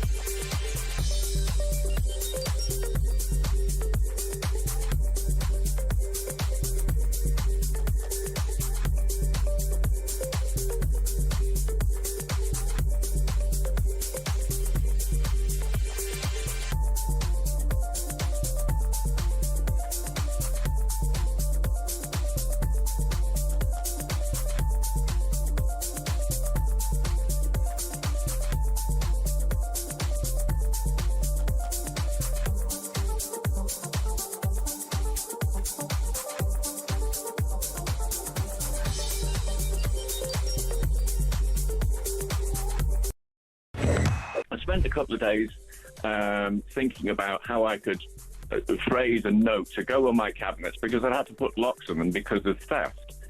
What do you tell us what you sell, Rob? I sell retro and vintage, so it's items, everything from jeans to jukeboxes. And there's some stuff there that's pretty expensive stuff, I'm sure, as well. Oh, absolutely, absolutely. I mean, there's things that are invaluable, if you like. You can't put a price on them, but there's other things there. Across the UK, on DAB+, on your smart speaker, on your smart TV, and on your side. This is Talk. Well, we gave you more than a clue, didn't we, before the break, about the iconic television programme, but there it is. I can picture it now, the chimney tops and the... Yeah, isn't the it incredible? rooftops. And this theme song hasn't really changed. It's a bit less crackly than it was back in 1960. My favourite fact about Coronation Street is that ITV originally wanted it to be 13 episodes. No, really? They were trying stuff out. They thought, we wonder how the nation 65 years would later. react to like regional accents. So they created, you know, Weatherfield, this fictional place in Manchester, which is really kind of Salford. Yeah. And people fell in love with it immediately. I love how the music has that sort of like doleful, slightly miserable northern working class feel. Yeah. Like family and comfortable, but a little bit sad. And 'cause America it's gave us these raining. glitzy kind of Dallas theme songs, and we've got... Yeah, it's so British. It's a wonderful thing. Well, there was a particular iconic character in Coronation Street who goes by the name of Jim McDonald, played by the fantastic actor Charlie Lawson. Now, before we speak to Charlie himself, let's have a look at some of Jim McDonald's best bits. Yeah? Hi. Listen, sorry just to drop in on you like this, but we've just seen your house in the estate agent's window. I was wondering if we could have a wee look around. My name's McDonald, but everyone calls me Mac. Oh, I don't want to stand up row with the neighbours before we've moved in. Oh, fine. Well, I'll tell you this and I'll tell you no more, Mrs. Wilton. The day you see the night shift trooping out of my front door and throwing their empty fag packets in your garden, then you can complain, but not until then. Do you understand me? Ah, there we go. Amazing. Well, Charlie Lawson joins us now. Good morning, Charlie. Good morning. Oh, and, where's Alex, can I please say I showed your piece about Sadiq Khan to my wife the other day, and she was gobsmacked. Probably one of the finest moments of live television I have ever witnessed. So never mind Coronation Street, darling. Well done, you. Oh, thank you. Do you know what? My accountant phoned me yesterday to check my, you know, how I wanted to do my end of year accounts. And she said, I saw your bit about Sadiq Khan on television. Everyone seems to have seen that. It's got a life of its own. Anyway, whenever I hear that, I'm like, oh, God, am I going to be in trouble? Someone's going to see it at some point who's going to really not like it. But there you go. I live to fight another day, at least for now. But yeah, where's the tash? Where's the shell suit? Oh, Jesus. Listen, Alex, darling, I had just done a movie in 1989 or whatever, and it required a moustache. So when I did when I accepted Corrie, because the bill wanted me as well, it was one of those lucky moments that I was offered 2 jobs at once, and the more money was up in Manchester.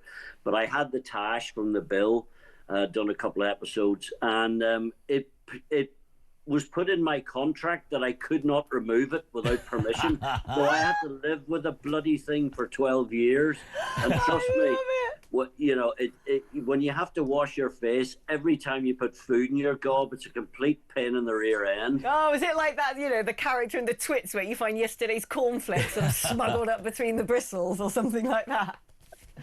Yeah, but good days. As I say, I did 11 years on the bounce, and because in the end, Alex, the character was really going nowhere when Liz McDonald left, so I went upstairs and had a glass of wine with the producer, and we shook hands, and I said, look, if I stay, you'll kill the character, so rather than that, let's shake hands. And consequently, I have been back, I believe, I'm told, about 7 times, which is the most revisited character played by the same actor in the history of soap. So I have something to shout about with.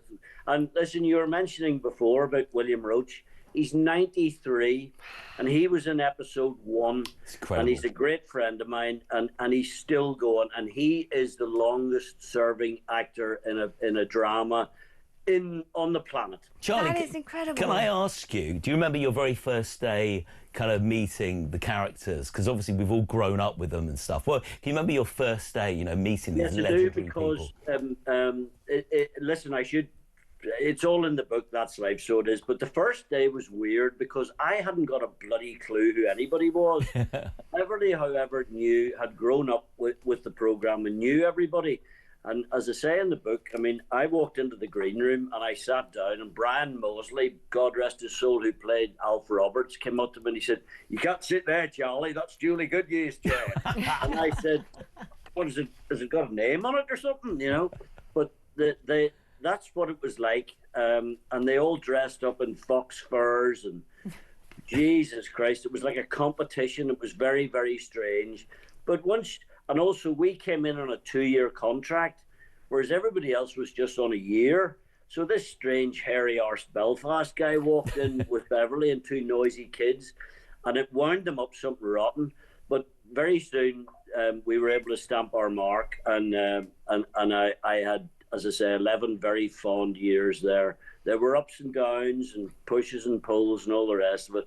But really, in those days, in the 90s, we were getting between 16 and 22 million viewers. Incredible, Wow. isn't it? It was amazing. And now when you think about it, there's 3 million people. And as I said to your pal, Alex, dear Mr. O'Sullivan, I said to him ages ago, I said, Kevin, in 10 years, he agreed with me. We were saying in 10 years' time, we don't think there'll be a Corrie. Oh, do you know, it's amazing because, like, a lot of programmes, wasn't it originally what you're saying, 13 episodes or something, 13. commissioned, and then 65 years later, it's still being made. And very often with a lot of stuff, you know, they sort of drag it out and you think, oh, you should have cut it off in its prime. But what do you make of Coronation Street in 2025? Does it still have what it used to have? Well, it's totally different, Alex, darling, and like Debbie would tell you all about it. I don't watch the damn thing because it's on the time. It's the time for the pub. But to be brutally honest, but listen, in my day, it was very simply character driven. Okay, predominantly by the women, and that was it. It was character driven. Now, as you well know, you two, and I know to my cost. In my business, you have to tick 16 boxes before you even get into the room for an interview. And I don't have to spell it out what boxes those are. But, you know, it is issue driven now. And all television is, apart from yourself and your brother station, if you like. It's totally different. And I unfortunately, out of the 16 boxes, only tick about 2, and all the rest have got big X's in them. So my character... I want to know which 2 they are. But the moustache has got to be one, Yeah, hasn't the it? moustache, I was going to say, with that moustache, you could happily come back as an LGBTQ character. No, you can't mention that, for God's sake, you know, Jesus. But listen, you all know the boxes you have to tick.